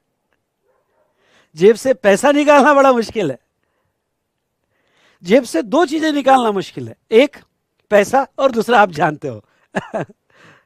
ठीक है, तो अब ऐसे सिचुएशन में दूसरा क्या है वो आप सोच लो। तो अब ऐसे सिचुएशन में बेटा लोग क्या है, इनकम टैक्स छुपाते हैं। इनकम टैक्स छुपाते मतलब पैसा आ गया, फिर पैसा आने के बाद खर्चे ज़्यादा बुक कर देंगे, या फिर जो पैसा आया तो सबके नाम पे जो है बेटा यहाँ पे अलोकेट कर देंगे इनकम। अगर आपने ऑफिस में काम किया हो तो घर में कमाने वाला एक होता है और यहाँ पे रिटर्न भरने वाले बहुत सारे होते हैं। ये तो आपको बहुत अच्छा एक्सपीरियंस है, इनकम अलोकेट कर देना, टैक्स बचाना। और दूसरा यहाँ पे इनडायरेक्ट टैक्स। इनडायरेक्ट टैक्स में क्या साइकोलॉजी होती है, मोस्ट ऑफ द केस में pay to the government, collect from the customer, इसलिए टैक्स इवेजन इतना ज्यादा नहीं है। अगर टैक्स इवेजन इतना ज्यादा नहीं है तो कलेक्ट करना भी इजी है।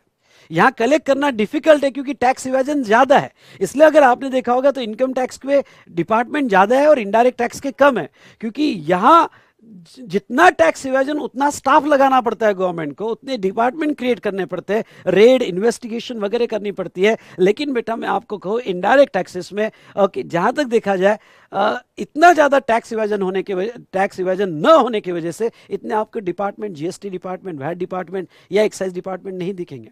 मैं ये नहीं कहता हूं कि इनडायरेक्ट टैक्स में टैक्स इवेजन नहीं है, इनडायरेक्ट टैक्स में बेटा टैक्स इवेजन है।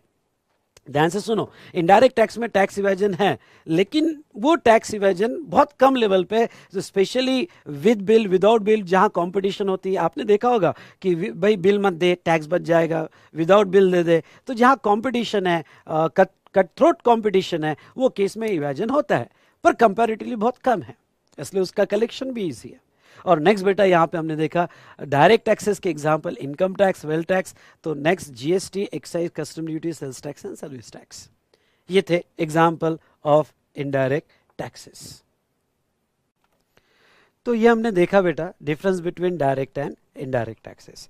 वैसे तो फाइनल लेवल पे ये डिफरेंस कोई इंपॉर्टेंट नहीं है, लेकिन एक बेसिक चीज आपके दिमाग में जरूर होनी चाहिए, और वो ये कि दोनों जो है लॉ अलग अलग है, दोनों के ऑब्जेक्ट अलग अलग है। ठीक है, टैक्सेस है, गवर्नमेंट का रेवेन्यू है, पर दोनों के ऑब्जेक्ट टोटली अलग है।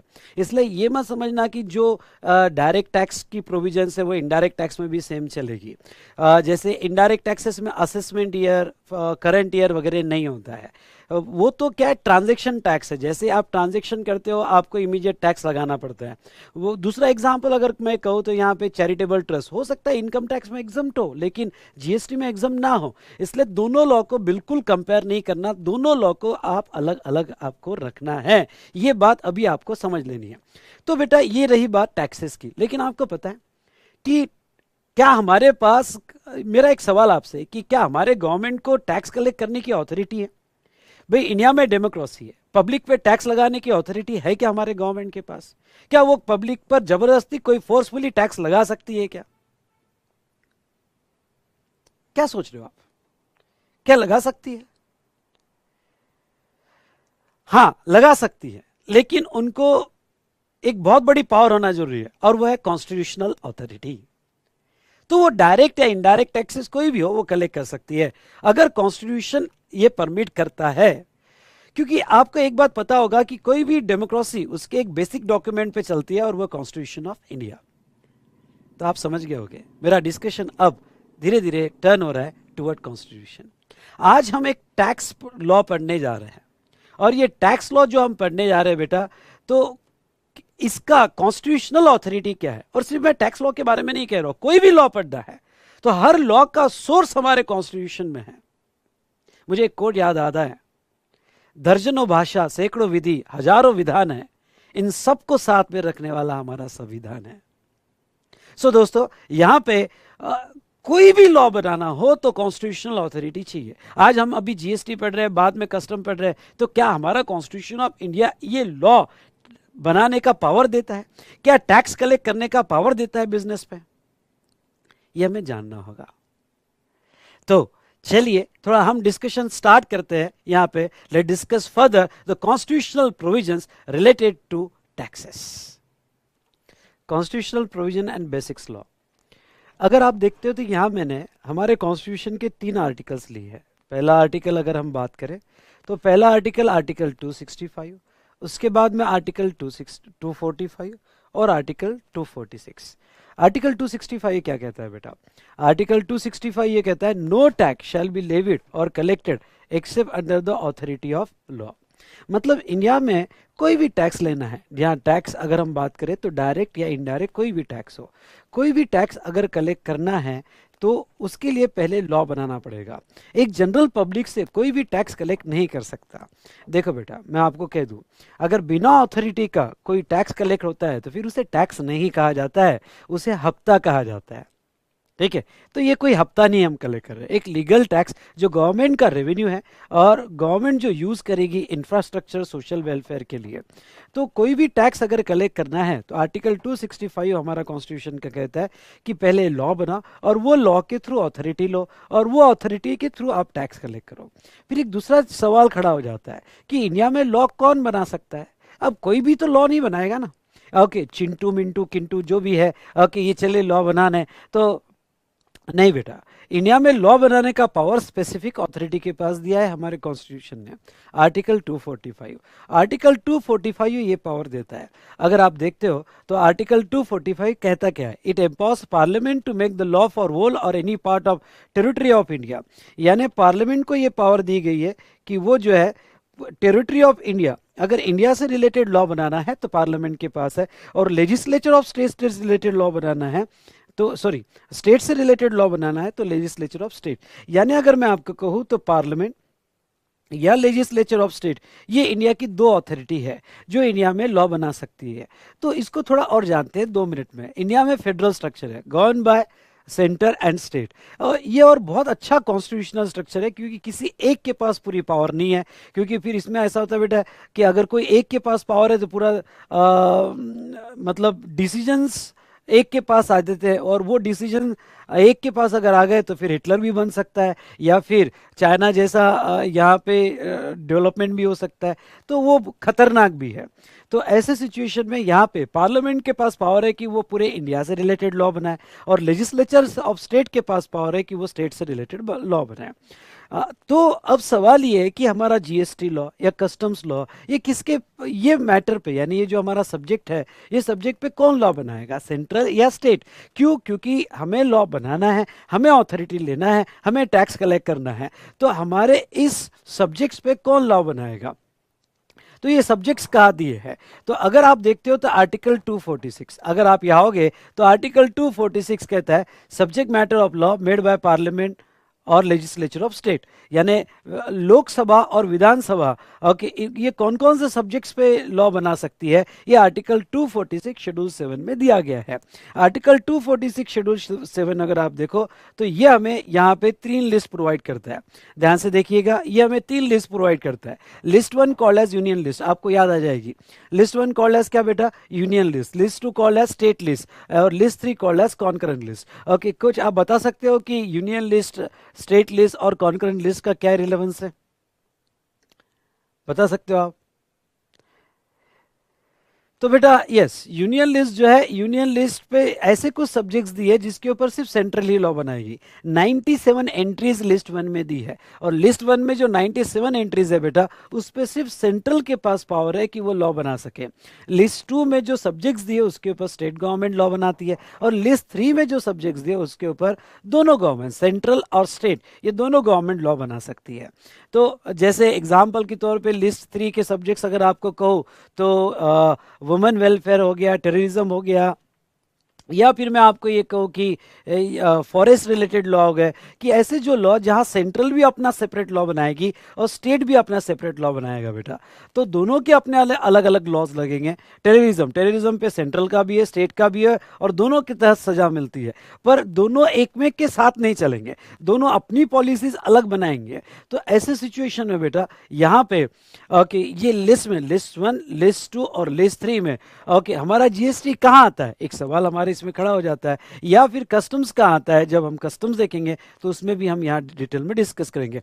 इस तरह से बेटा तीन ऐसे आर्टिकल है जो हमें जस्ट फॉर नॉलेज याद रखना है फॉर आवर एग्जामिनेशन या एग्जाम के बाद, क्योंकि ये तीन आर्टिकल जो है हमें हेल्प करते हैं ओके कि लॉ कौन बनाएगा, कैसे बनाएगा, कौन से सब्जेक्ट्स पे बनाएगा, और टैक्स से रिलेटेड लॉ बनाना जरूरी है। तो एक बार फिर से हो जाए, आर्टिकल 265, आर्टिकल 245 और article 246 schedule 7, total 3 lists. List 1 called as union list, where central government can make the laws. List 2 called as state list, where state government can make the laws. और list 3 concurrent list, where both the government can make the laws.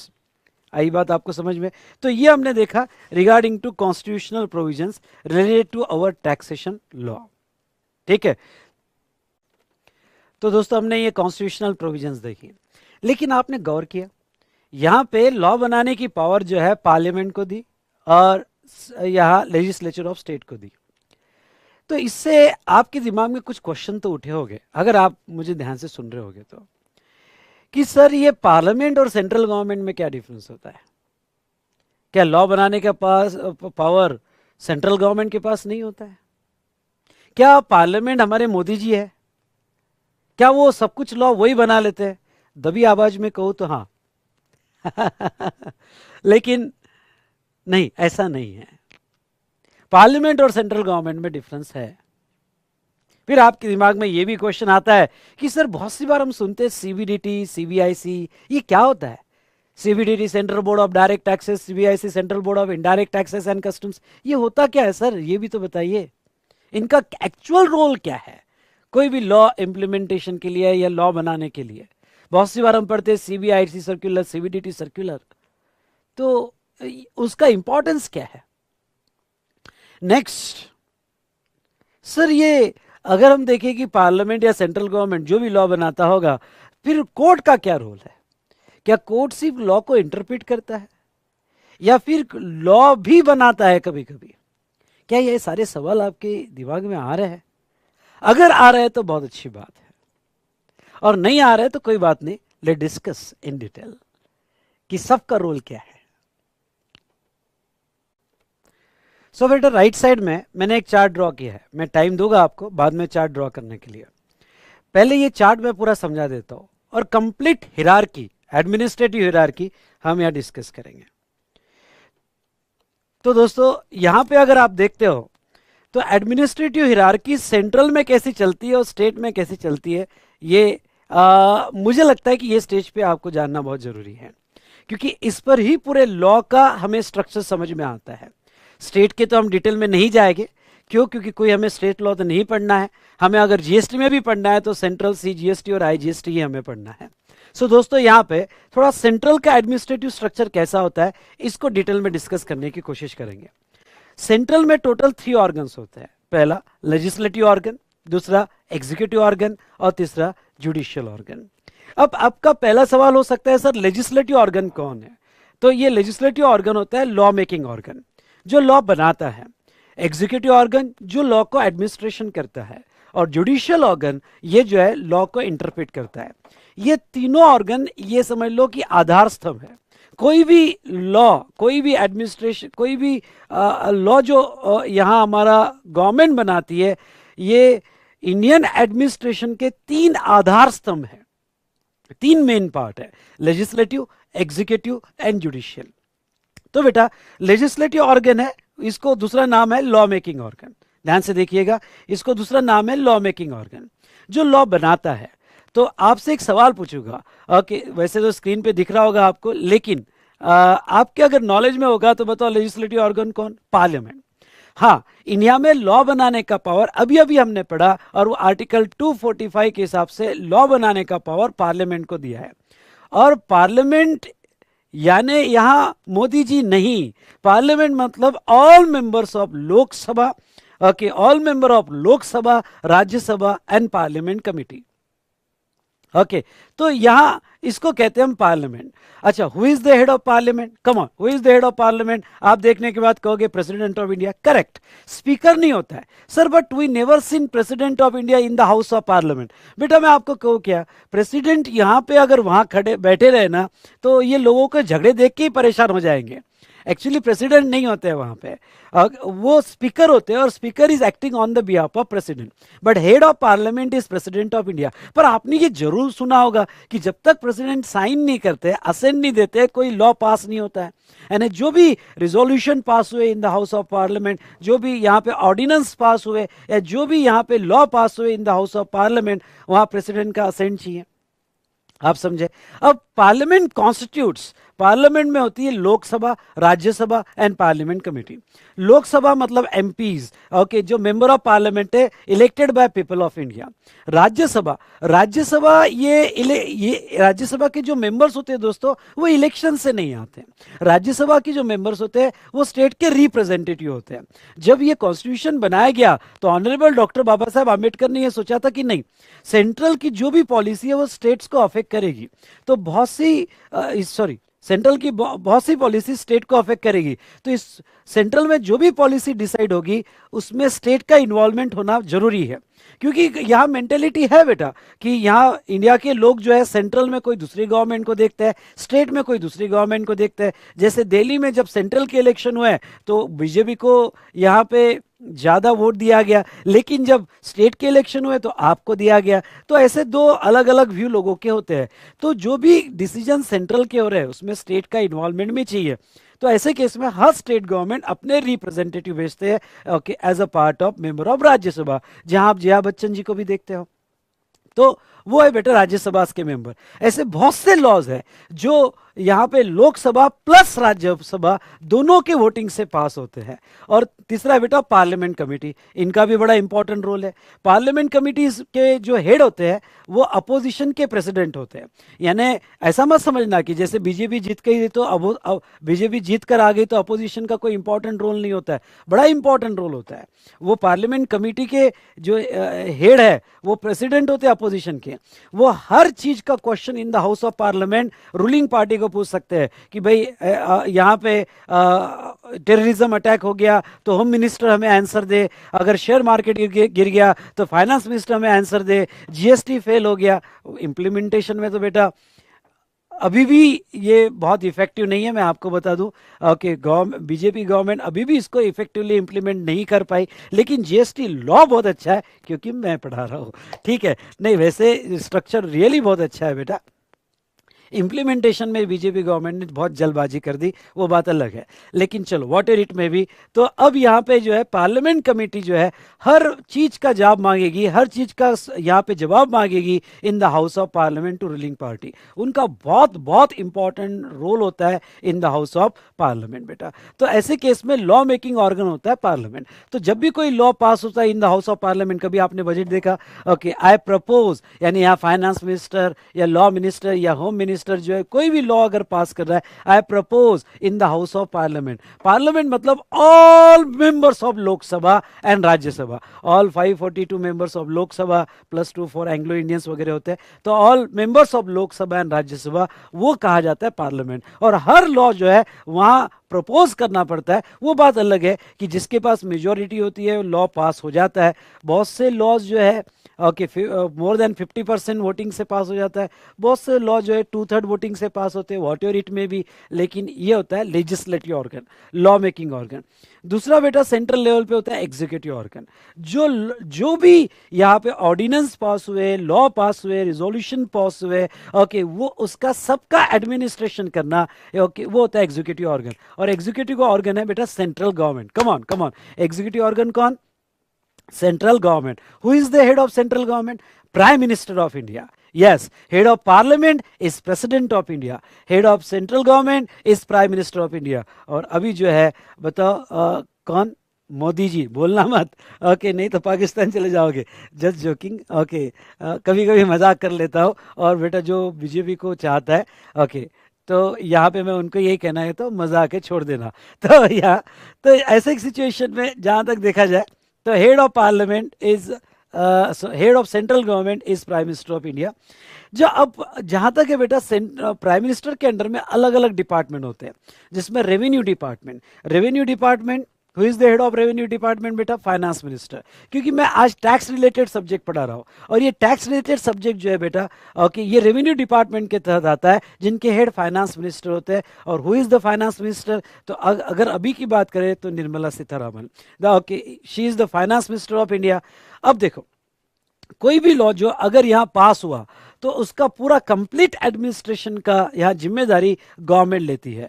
अब imagine करो कि यहाँ house of parliament में यहाँ GST पास हुआ, तो GST का रेवेन्यू कलेक्शन की पूरी जिम्मेदारी यहाँ सेंट्र गवर्नमेंट की है। सेंट्रल गवर्नमेंट के अंडर में फाइनेंस मिनिस्ट्री की है। अब फाइनेंस मिनिस्ट्री या फिर कोई भी इनकम टैक्स लॉ लो जो सेंट्रल में पास हुआ, तो उसका रेवेन्यू कलेक्शन, उसका लॉ प्रॉपर एडमिनिस्ट्रेशन करने का जिम्मेदारी फाइनेंस मिनिस्टर पे है। लेकिन I never seen finance minister coming at my home for collecting income tax, okay for collecting GST. Actually he is responsible, but I never seen finance minister coming at my home. भाई ऐसा क्या, क्यों नहीं आते? वो जिम्मेदारी तो उनकी है बेटा। अगर ऐसे घर घर चले गए ना तो कलेक्शन होते रहा। तो ऐसे सिचुएशन में दो बोर्ड सेटअप किए, इंपॉर्टेंट समझ लो, दो बोर्ड सेटअप किए, CBDT central board of direct taxes, come on, कौन सा? Central board of direct taxes, और दूसरा CBIC central board of indirect taxes and customs. Come on, क्या? Central board of indirect taxes and customs. ये दो board setup किए गए under revenue act, और ये दो बोर्ड जो है हेल्प करते हैं for administration of law all over India. Okay इनका बहुत बड़ा रोल होता है कि लॉ को कैसे इंप्लीमेंट किया जाए, ओके और पूरा किस तरह से इसको एडमिनिस्ट्रेशन में लाया जाए जो इफेक्टिवली कलेक्शन हो, कोई टैक्स इवेजन ना हो, और जो गवर्नमेंट का ऑब्जेक्ट है वो अचीव हो। तो यहाँ सीबीडीटी से तो मेरा कोई कंसर्न नहीं है, क्योंकि मैं तो इनडायरेक्ट टैक्स पढ़ा रहा हूँ। मेरा कंसर्न है बेटा सीबीआईसी से। तो ये जो सीबीआईसी है ये पूरी अपने अंदर डिपार्टमेंट सेटअप करता है। इंडिया के सभी यहाँ पे एक्साइज के, वैट के और अभी जीएसटी के डिपार्टमेंट अगर मैं कहूँ तो ये सीबीआईसी के अंडर में है, प्लस कस्टम्स के डिपार्टमेंट, क्योंकि ये इनडायरेक्ट टैक्सेस एंड कस्टम्स, तो कस्टम्स के डिपार्टमेंट भी सीबीआईसी के अंडर में है दोस्तों।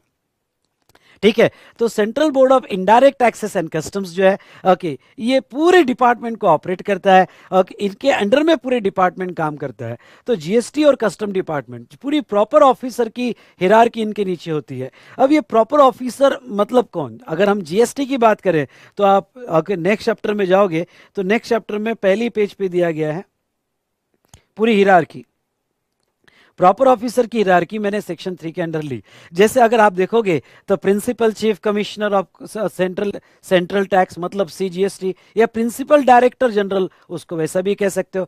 उसके नीचे chief commissioner, principal chief commissioner, commissioner of central tax, additional commissioner, joint commissioner, deputy commissioner, assistant commissioner और any other class of officer as deem fit, मतलब सुपरिटेंडेंट, इंस्पेक्टर। तो ये पूरी फौज होती है बेटा। तो यहाँ पे जो है ओके पूरे इंडिया में फौज यहाँ पे तैयार करते हैं कि जाओ फैल जाओ और देखो कि सभी टैक्सेस प्रॉपरली पे कर रहे हैं नहीं कर रहे हैं। आप उनके रिटर्न चेक करो, स्क्रूटिनी करो, इन्वेस्टिगेशन करो, रेड करो, जो आपको लगता है प्रॉपर वो चीजें आप अपनी पावर एग्जीक्यूट करो और टैक्स कलेक्ट करो। तो ये पूरी हिरार्की, ये पूरी फौज काम करती है अंडर द सीबीआईसी, सेम फौज काम करती है under the CBDT in case of income tax. आई बात समझ में? तो बेटा ये पूरा एडमिनिस्ट्रेशन कैसे चलता है, जैसे ये लोअर ऑफिसर है, जैसे कोई इंस्पेक्टर और superintendent, they are accountable for, अगर मैं लो तो they are accountable to deputy commissioner, assistant commissioner. This deputy commissioner और assistant commissioner accountable to additional commissioner and joint commissioner, मतलब वो उनको रिपोर्टिंग करेंगे, वो अपने काम कैसा चल रहा है, क्या कर चल रहा है, वो कितना टैक्स रेवेन्यू कलेक्ट कर रहे हैं, वो अपने सीनियर को रिपोर्टिंग करेंगे। Additional joint commissioner accountable to commissioner, commissioner accountable to principal commissioner, principal commissioner accountable to chief commissioner, chief commissioner accountable to principal chief commissioner. तो ये बेटा पूरी हिरार्की ऐसे चलती रहती है। तो जैसे पुणे में चीफ कमिश्नरेट ऑफिस दे दिया, फिर इसके अंदर 3-4 सिटी आती है, उसमें कमिश्नरेट ऑफिस दे दिया, उसमें chief commissionerate, sorry, principal chief commissionerate office, फिर चीफ कमिश्नरेट ऑफिस, फिर प्रिंसिपल कमिश्नर, फिर कमिश्नर, ऐसे अलग अलग डिपार्टमेंट में अपॉइंटमेंट हो गई। फिर इसमें भी डिप्यूटी और additional commissioner of surveillance department, audit department, उसके बाद में जहाँ तक देखा जाए तो रिफंड डिपार्टमेंट, ऐसे और उसमें सब डिवीजन की है। तो अकाउंटेबिलिटी जो है हर लोअर ऑफिसर जो है, ओके, हायर ऑफिसर के पास उसकी अकाउंटेबिलिटी होती है। जैसे principal commissioner accountable to chief commissioner, chief commissioner accountable to principal chief commissioner, principal chief commissioner accountable to CBIC, CBIC accountable to finance minister, finance minister accountable to prime minister, and prime minister accountable in the house of parliament. तो इस तरह से जो law बनता है बेटा, तो law के तहत यहाँ पे मिनिस्ट्री के तहत पूरी फौज बनती है, और फाइनेंस मिनिस्टर कहता है थ्रू सीबीआईसी की जाओ पूरे इंडिया में फैल जाओ और देखो पूरा लॉ प्रॉपर एडमिनिस्ट्रेशन में आ रहा है या नहीं आ रहा है, ओके, हमारा टैक्स रेवेन्यू प्रॉपर कलेक्ट हो रहा है या नहीं कर रहा है। तो ये है बेटा रिगार्डिंग टू एग्जीक्यूटिव ऑर्गन। तो पहला हमने देखा लेजिस्लेटिव ऑर्गन, दूसरा हमने देखा एग्जीक्यूटिव ऑर्गन जो एडमिनिस्ट्रेटिव है, जो है सेंट्रल गवर्नमेंट। तो ये बेसिक डिफरेंस है पार्लियामेंट एंड सेंट्रल गवर्नमेंट में। तो यहाँ पे जहां तक देखा जाए सेंट्रल गवर्नमेंट कौन है, तो अभी सेंट्रल गवर्नमेंट कौन सी है बेटा? एनडीए है, पर एनडीए का नाम भी दूर हो गया, बीजेपी दूर हो गया, अभी तो मोदी जी कहते हो आप, मोदी गवर्नमेंट है, ठीक है, अब वो ब्रांडिंग है बेटा, वॉट एवर इट में भी। और मैं बीजेपी के अगेंस्ट में नहीं हूं, ठीक है, और मैं पाकिस्तान नहीं जाऊंगा। तो अब यहाँ पे थर्ड जुडिशियल ऑर्गन। अभी जुडिशियल ऑर्गन का रोल क्या है बेटा? इनका बड़ा इंपॉर्टेंट रोल होता है फॉर इंटरप्रिटेशन ऑफ लॉ। बहुत सी बार लॉ में एम्बिग्यूटीज होती है और होनी ही है। क्यों होनी है बेटा? क्योंकि ऐसा कभी नहीं होता है कि भाई मेडिटेशन में बैठ गए और लॉ बना लिया। क्योंकि हमने फ्यूचर पूरा प्रेडिक्ट कर लिया, एक एक बात प्रेडिक्ट कर ली और हमें समझ में आ गया कि क्या होने वाला है, हमने पूरा उस तरह से लॉ बना लिया। ऐसा सटीक लॉ, ऐसा प्रिसाइज लॉ कभी बनता नहीं है। वो तो बेटा जब एडमिनिस्ट्रेशन में आता है और प्रॉब्लम्स आते हैं तो उसको फिर अमेंड किया जाता है। देख रहे हो आप, ओके, 3-4 साल से जीएसटी का कैसा हाल हो रहा है, और क्योंकि जब तक समझ में आता है तब तक जो है यहाँ पे बदल जाता है। तो ऐसे सिचुएशन में जहां तक देखा जाए तो बहुत सी बार एम्बिग्यूटीज होती है, लॉ के अलग अलग इंटरप्रिटेशंस होते हैं। तो what is the right interpretation, कि भाई हम जो काम कर रहे हैं वो सही काम कर रहे हैं, गलत काम कर रहे हैं, हमें कौन बताएगा? What is the right interpretation? तो वो जो है बेटा यहाँ कोर्ट इंपॉर्टेंट रोल प्ले करता है। तो जुडिशियल ऑर्गन यहाँ लॉ को इंटरप्रिट करता है, जैसे सुप्रीम कोर्ट है, हाई कोर्ट है, और हाई कोर्ट के बाद जनरली क्या होता है बेटा? डिस्ट्रिक्ट कोर्ट होते हैं। लेकिन tax related law, specially GST, customs और इनकम टैक्स में यहाँ पे डिस्ट्रिक्ट कोर्ट के पास केस नहीं जाती है। एमसीक्यू क्वेश्चन पूछा गया था यहाँ पे फाइनल लेवल पे, तो यहाँ केस जो है डिस्ट्रिक्ट कोर्ट के पास नहीं जाती है। यहाँ पे केस जो है अपीलेट ट्रिब्यूनल यानी हाई कोर्ट के नीचे स्पेशल कोर्ट बनाए गए, जीएसटी में, कस्टम्स में, इनकम टैक्स में, जिसे हम कहते हैं ट्रिब्यूनल। इनकम टैक्स में हम कहते हैं आईटीईटी, इनकम टैक्स अपीलेट ट्रिब्यूनल। कुछ समझ में आया आपको? तो आईटीईटी इनकम टैक्स अपीलेट ट्रिब्यूनल, और यहाँ पे बेटा जीएसटी में हम अपीलेट ट्रिब्यूनल कहते हैं, और उसके नीचे होता है अपीलेट अथॉरिटी यानी कमिश्नर अपील। यानी अगर किसी को केस फाइल करना है, कोई ऐसा लो कि डिपार्टमेंट ने एक्शन ले ली और हमें लगता है कि डिपार्टमेंट ने गलत एक्शन लिया है, गलत इंटरप्रिटेशन किया है, हम जो कह रहे हैं वो सही है, तो सबसे पहले आपकी अपील जो जानी चाहिए वो कमिश्नर अपील के पास जानी चाहिए। ओके, कुछ उसके बाद आपकी अपील जाएगी अपीलेट ट्रिब्यूनल, ट्रिब्यूनल से अगर आप सेटिस्फाइड नहीं हो तो हाई कोर्ट, और हाई कोर्ट से सुप्रीम कोर्ट बेटा। तो मुझे बताओ इंडिया में बहुत सारे सुप्रीम कोर्ट होते हैं, ऐसा जैसे पुणे में Bajirao road supreme court, okay, या फिर अलग अलग एरिया के सुप्रीम कोर्ट, ऐसे कि एक ही सुप्रीम कोर्ट है इंडिया में? करेक्ट, एक ही सुप्रीम कोर्ट है इंडिया में, एट न्यू दिल्ली। फिर स्टेट वाइज हाई कोर्ट दिया है, कभी कभी दो दो स्टेट मिला के, पंजाब हरियाणा मिला के एक हाई कोर्ट दिया हुआ है।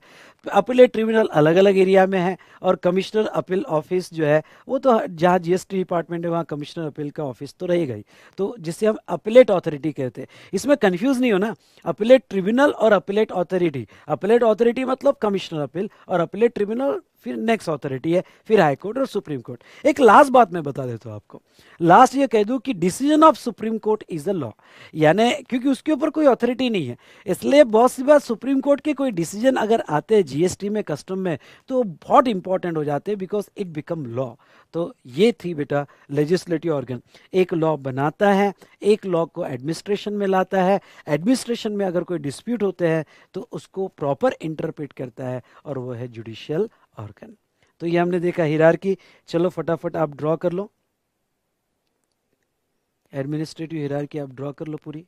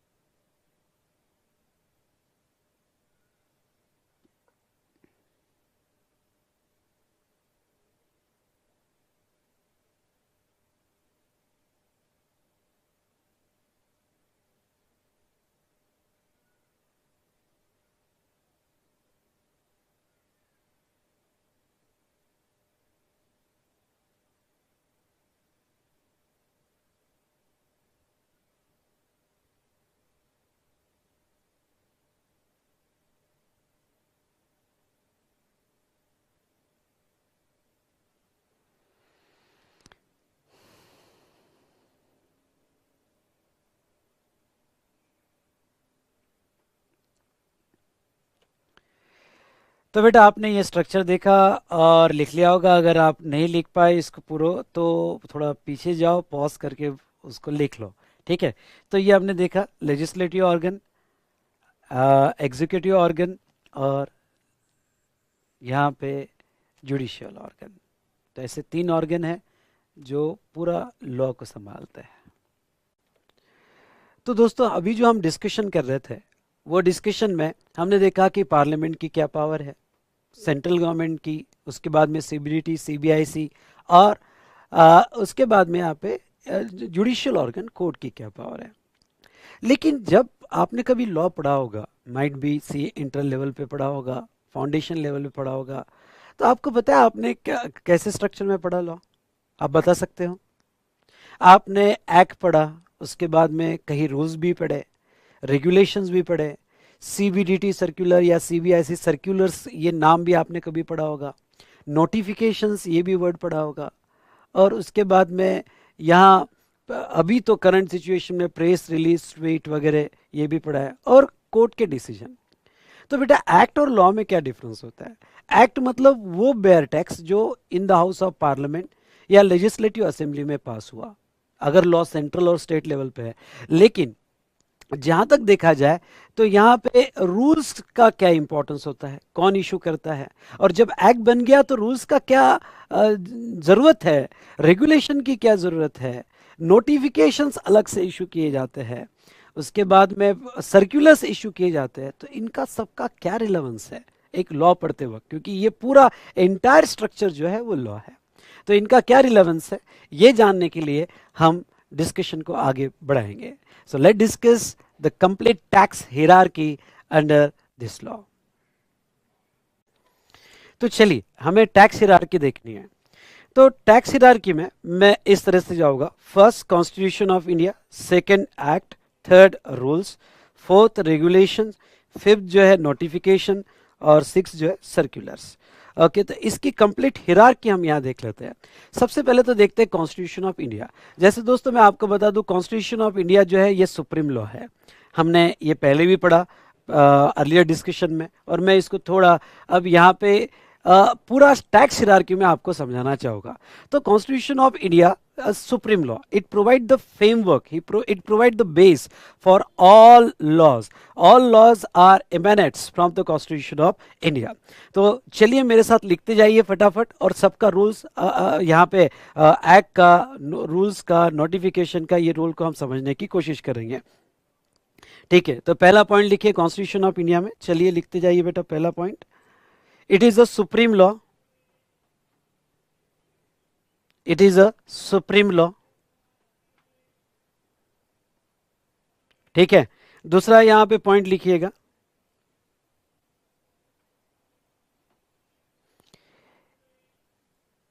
दूसरा पॉइंट लिखिएगा, it provides the authority, it provides the authority to pass any law in India, to pass any law in India at central or state level, at central or state level।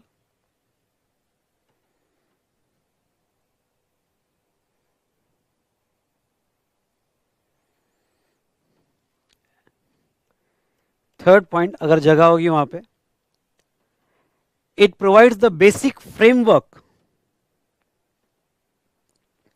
it provides the basic framework, basic framework of every statute or law, you can also write statute or law, basic framework of every statute or law। Second, अब बेटा constitution of India में हमें authority दे दी, जैसे article 246 हमने देखा, 246 में list 1, list 2, list 3 जिसमें entries दी गई है, और वो एंट्री के तहत हमें फ्रेमवर्क मिल जाता है कि किस within what framework we can make the laws. ठीक है, लेकिन अब जैसा कॉन्स्टिट्यूशन ऑफ इंडिया से अथॉरिटी मिलने के बाद यहाँ पे क्या होगा, कॉन्स्टिट्यूशन ऑफ इंडिया के बाद अथॉरिटी मिलने के बाद बेटा एक्ट पास होगा। एक्ट कौन बनाता है, तो हमने आर्टिकल 245 में देखा। अगर आर्टिकल 245 में आपको याद होगा तो सेंट्रल लेवल पे पार्लियामेंट के पास पावर है, और स्टेट लेवल पे लेजिस्लेचर ऑफ स्टेट के पास पावर है, जो यहाँ पे एक्ट बनाते हैं। तो चलो यहाँ पॉइंट्स लिख लो।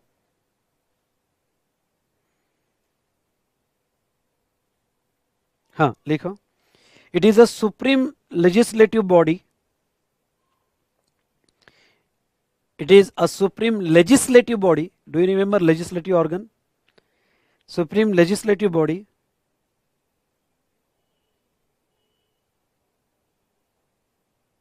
of India. Of India.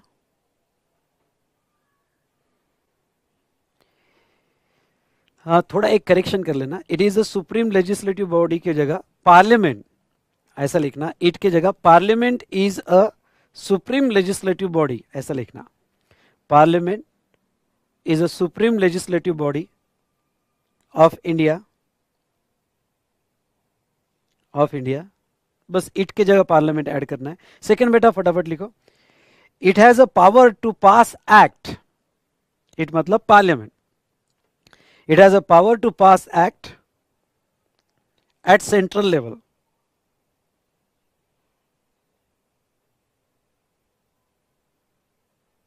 At central level. तो एक्ट कौन बनाता है? अगर आपको याद होगा तो सेंट्रल लेवल पे पार्लियामेंट के पास ये पावर है और स्टेट लेवल पे लेजिस्लेचर ऑफ स्टेट के पास ये पावर दी गई है. ठीक है, तो parliament is a supreme legislative body जो यहां लॉ बनाएगी सेंट्रल लेवल से रिलेटेड. नाउ नेक्स्ट, फिर आते हैं बेटा रूल्स. बहुत सी बार क्या होता है, एक्ट तो हम पढ़ लेते हैं पर एक्ट में रूल्स की भी ऑथोरिटी होती है. मतलब जैसे अब अगर आप जीएसटी लॉ पढ़ो तो जीएसटी में मोर देन 150 टाइम्स सेक्शन में ये वर्ड लिखा हुआ है, इन सच ए मैनर एस में भी प्रिस्क्राइब.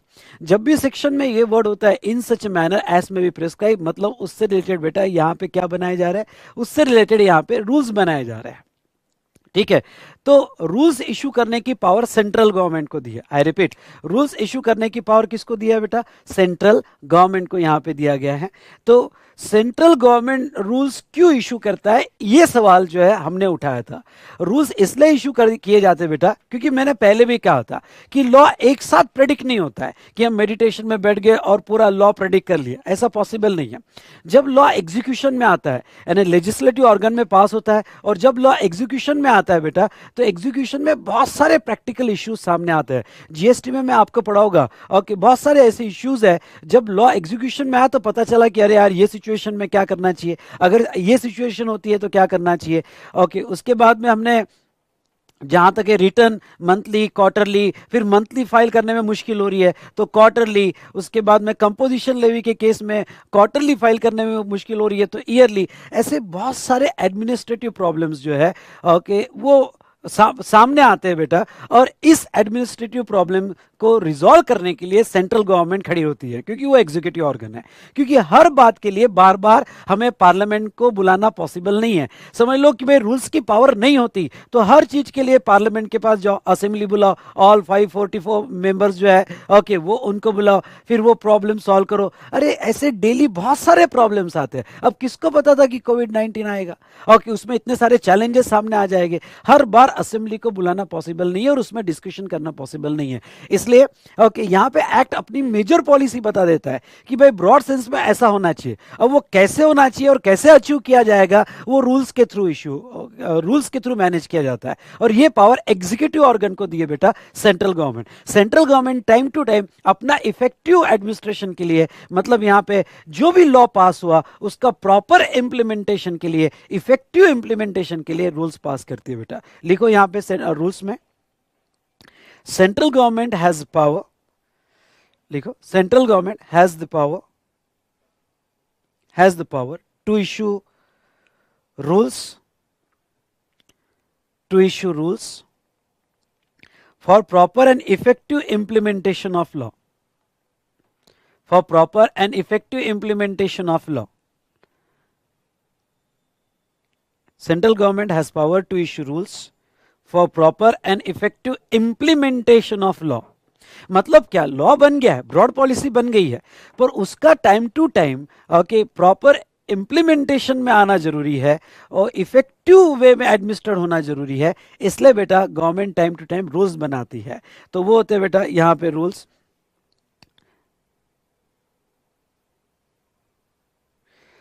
एक पॉइंट और लिखो, इन जीएसटी लॉ, एक पॉइंट और लिखो, in GST law rules are issued by CG. CG मतलब central government. Rules are issued by CG CG on recommendation of GST council, ये लिख लो, बाद में समझाओगा। Rules are issued by CG on recommendation of GST council. फटाफट, हमें हमारे कोर्स के टाइम पीरियड में सब कुछ मैनेज करना है बेटा, इसलिए फटाफट लिखो, ठीक है।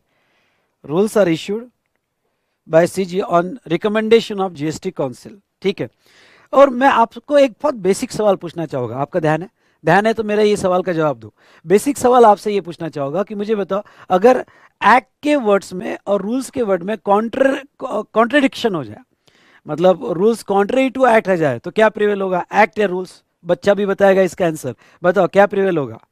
ऑब्वियसली बेटा एक्ट प्रिवेल होगा। अगर दोनों में कॉन्ट्रडिक्शन आ जाए तो डेफिनेटली एक्ट प्रिवेल होगा। वो तो सुप्रीम बॉडी ने बनाया हुआ है हमारी, ओके, पार्लियामेंट ने बनाया हुआ है, ठीक है।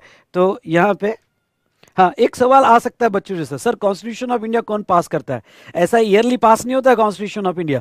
यहाँ पे कॉन्स्टिट्यूशन इंडिया 26 जनवरी 1950 को इंप्लीमेंटेशन में आ गया विथ इनोनिमस रिजोल्यूशन। हाँ, उसमें अमेंडमेंट होती है with 2/3 voting in Lok Sabha and Rajya Sabha. Amendment हो सकती है पर हर साल पास नहीं होता है। हाँ, एक्ट जो है पार्लियामेंट में पास होता है, ओके। उसके बाद में रूल्स इश्यू किए जाते हैं by central government time to time for proper implementation of act. उसके बाद में रेगुलेशन इश्यू करती है CBIC। जैसा, ठीक है कि भाई एक्ट बन गया, उसके तहत हर पैरामीटर को रूल्स बन गए, लेकिन अब ये एक्ट और रूल्स को प्रॉपर एडमिनिस्ट्रेशन में लाने के लिए, जैसे यहाँ पे अगर कोई रिटर्न फाइल हो रहा है तो रिटर्न की कितनी कॉपीज होगी, या कोई रिफंड क्लेम कर रहा है तो कौन से ऑफिसर के पास जाएगा, हर ऑफिसर का जुडिक्शन कितना होगा, वो रिटर्न के कंटेंट क्या होंगे, क्या क्या आपको चीजें रिटर्न में देनी पड़ेगी, ऐसे बहुत सारे एडमिनिस्ट्रेटिव मैटर है। और ये सभी एडमिनिस्ट्रेटिव मैटर जो है ये यहाँ पे CBIC जो है हैंडल करती है। आपको याद आ रहा है CBIC के अंडर पूरे डिपार्टमेंट काम करते हैं, तो हर चीफ कमिश्नर का जुडिक्शन, कमिश्नर का जुडिक्शन, एडिशनल कमिश्नर, जॉइंट कमिश्नर जो भी है, इनके क्या जुडिक्शन होंगे, हर डिपार्टमेंट में कौन अपॉइंट किया जाएगा, उनका रोल क्या रहेगा, उनकी पावर्स क्या होगी, उनके पास कौन से डॉक्यूमेंट सबमिट किए जाएंगे, ये सब एडमिनिस्ट्रेशन हैंडल होता है थ्रू रेगुलेशंस। तो रेगुलेशंस जो है बेटा यहाँ CBIC इशू करता है, ओके। ये MCQ क्वेश्चन में कभी क्वेश्चन पूछा जा सकता है, तो लिखो रेगुलेशंस में, it is issued by CBIC.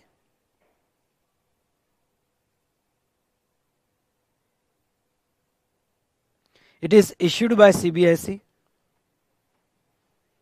CBIC.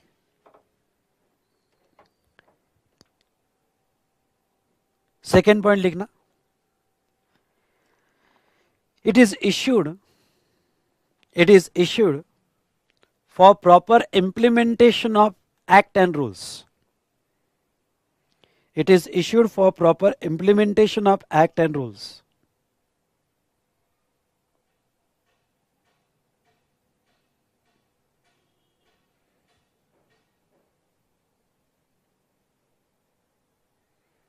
Is issued for proper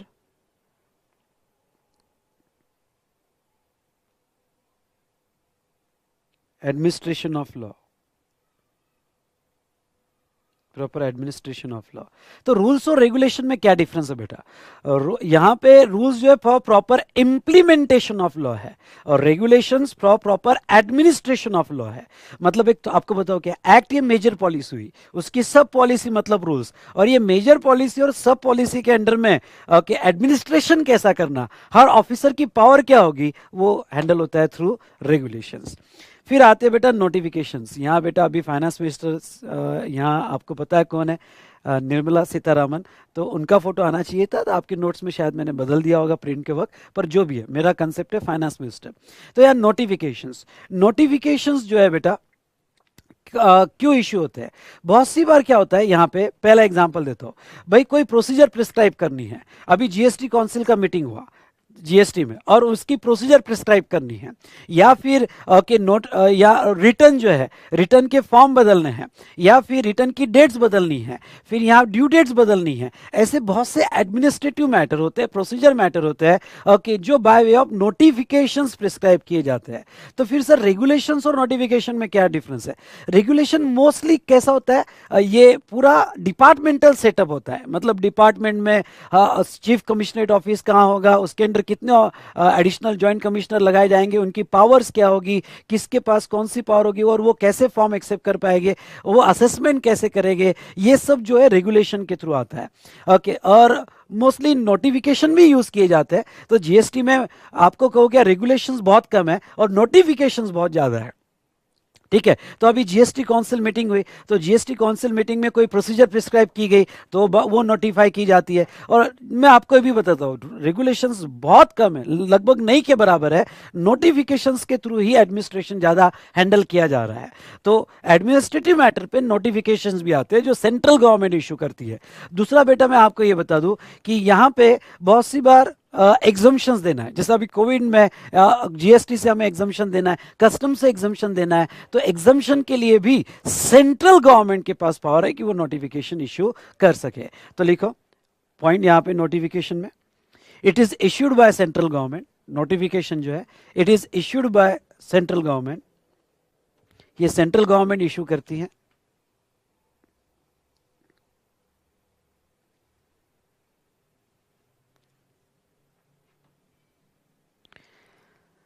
second point लिखो, normally notification is related to, normally notification is related to, notification is related to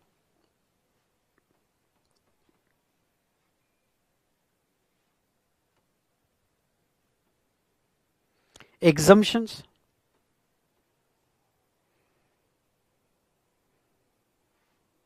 or procedure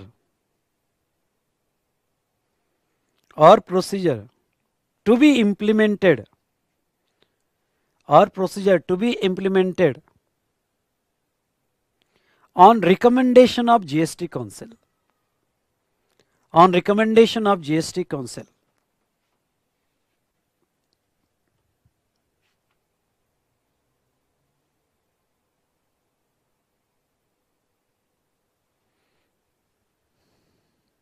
ठीक है, तो जनरली एग्जम्पशन नोटिफिकेशन या कोई procedure prescribe की गई by way of notifications, तो वो नोटिफिकेशन भी लॉ का पार्ट होता है। और उसके बाद में आते बेटा सर्कुलर्स या इंस्ट्रक्शन बाय सीबीआईसी। हाँ, सीबीआईसी जो है यहाँ पे जब कोई लॉ एम्बिग्यूअस है, क्लियर नहीं है, एम्बिग्यूटी है, क्लैरिटी नहीं है, तो वो केस में सीबीआईसी डायरेक्शंस देता है। जैसे मैं आपको बताता हूँ, जैसे जीएसटी लॉ जब नया नया था और अभी भी चल रहा है, ओके, अभी तो यहाँ पे 3-4 साल हो चुके हैं, लेकिन मैं आपको इतना कहूँगा कि अभी भी लॉ क्लियर नहीं है। अब लॉ क्लियर नहीं है तो फिर उसके अलग अलग इंटरप्रिटेशन आना चालू हो जाते हैं। यहाँ का जैसे पुणे का कमिश्नरेट ऑफिस अलग इंटरप्रिटेशन ले रहा है, बॉम्बे का कमिश्नरेट ऑफिस अलग इंटरप्रिटेशन ले रहा है, गुजरात में, राजस्थान में उस लॉ पर अलग इंटरप्रिटेशन लिया जा रहा है। अब देखो, अब बेटा अगर गवर्नमेंट के खुद के ही डिपार्टमेंट, एक तो ये सेंट्रल लॉ है, और गवर्नमेंट के खुद के ही डिपार्टमेंट अगर अलग अलग इंटरप्रिटेशन ले रहे हैं तो ये तो गड़बड़ हो जाएगी। भाई जो भी प्रोसीजर होनी चाहिए वो सेंट्रलाइज होनी चाहिए, एक जैसी होनी चाहिए। जीएसटी में मैं ऐसे बहुत सारे सर्कुलर आपको पढ़ा होगा कि यहां अलग इंटरप्रिटेशन आ रहा है और फिर सीबीआईसी ने वहां पे अपना सर्कुलर इश्यू किया या डायरेक्शन इश्यू की। तो अलग अलग डिपार्टमेंट ने अलग अलग व्यू नहीं लेने चाहिए। आई रिपीट, अलग अलग डिपार्टमेंट ने अलग अलग व्यू नहीं लेने चाहिए, स्पेशली वहां पे जहां लॉ एम्बिग्यूअस है, जहां लॉ क्लियर नहीं है, जो लीड्स टू डिफरेंट इंटरप्रिटेशन है, तो वहां पे इश्यू होते हैं बेटा सर्कुलर्स, इंस्ट्रक्शंस या डायरेक्शंस बाय सीबीआईसी। हाँ, और सीबीआईसी ने जो भी सर्कुलर इश्यू किए या डायरेक्शन या इंस्ट्रक्शन इश्यू की, वो डिपार्टमेंट पे बाइंडिंग रहती है।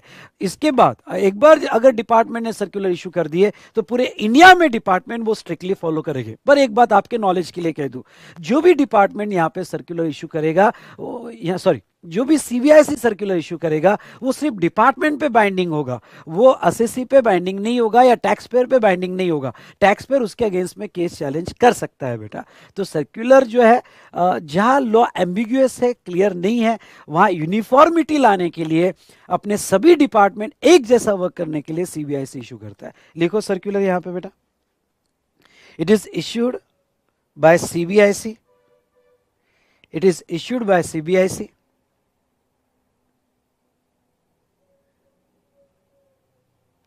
CBIC where law is ambiguous, CBIC where law is ambiguous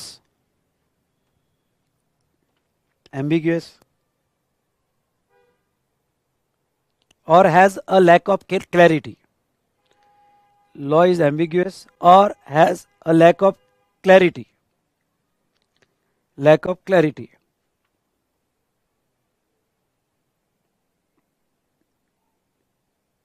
second point लिखना,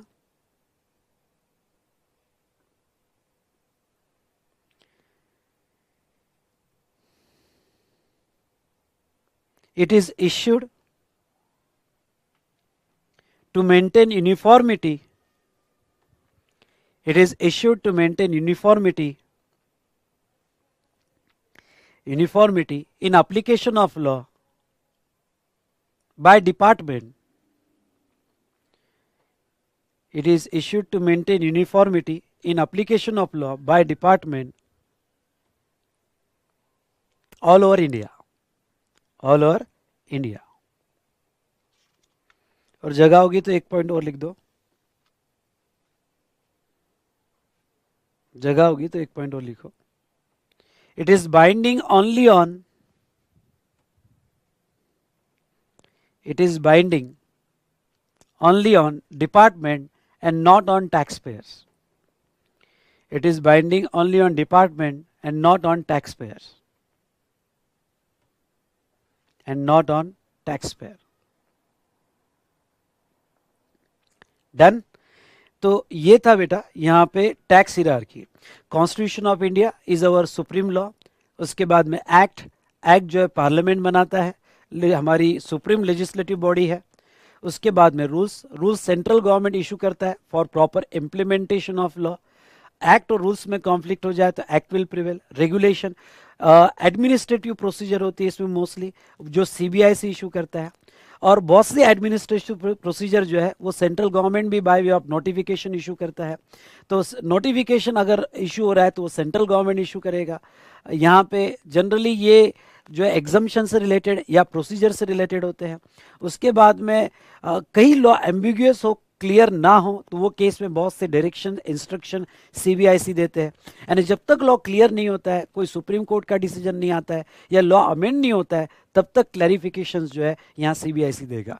जैसे मैं आगे आपको बताऊंगा कि क्या हुआ कि बहुत से क्लैरिफिकेशन सीबीआईसी ने दिए, फिर फाइनेंस एक्ट 2019 से जीएसटी लॉ अमेंड किया गया और बाद में लॉ ही अमेंड हो गया। पर जब तक लॉ अमेंड नहीं होता है और एम्बिग्यूटी होगी तो वहाँ सीबीआईसी अपने क्लैरिफिकेशंस देता है या ऑर्डर्स देता है, ठीक है, या इंस्ट्रक्शंस देता है to maintain the uniformity in the law. तो ये कंप्लीट टैक्स हियरार्की हमने यहाँ पे देखी दोस्तों। वेल बेटा, तो हमारा ये पार्ट 1 का डिस्कशन यहीं एंड करेंगे। इसी डिस्कशन को कंटिन्यू करेंगे लेक्चर 1 पार्ट 2 में, ठीक है। तो आई होप आपने ये बेसिक डिस्कशन एंजॉय किया होगा। वैसे बहुत सारी बातें तो आपको पता होगी, लेकिन इसको ही कंटिन्यू करेंगे पार्ट 2 में, जिसमें हम मोस्टली देखेंगे इंट्रोडक्शन ऑफ जीएसटी और जीएसटी का स्ट्रक्चर, जीएसटी क्यों लाया गया, क्या उसके बेनिफिट्स है, और जीएसटी का क्रेडिट मैकेनिज्म। तो thank you to all of you. तो बच्चों अपना पूरा ख्याल रखें और जितना भी मैंने पढ़ाया 10 से 15 मिनट उसको रिवाइज करें। ओके।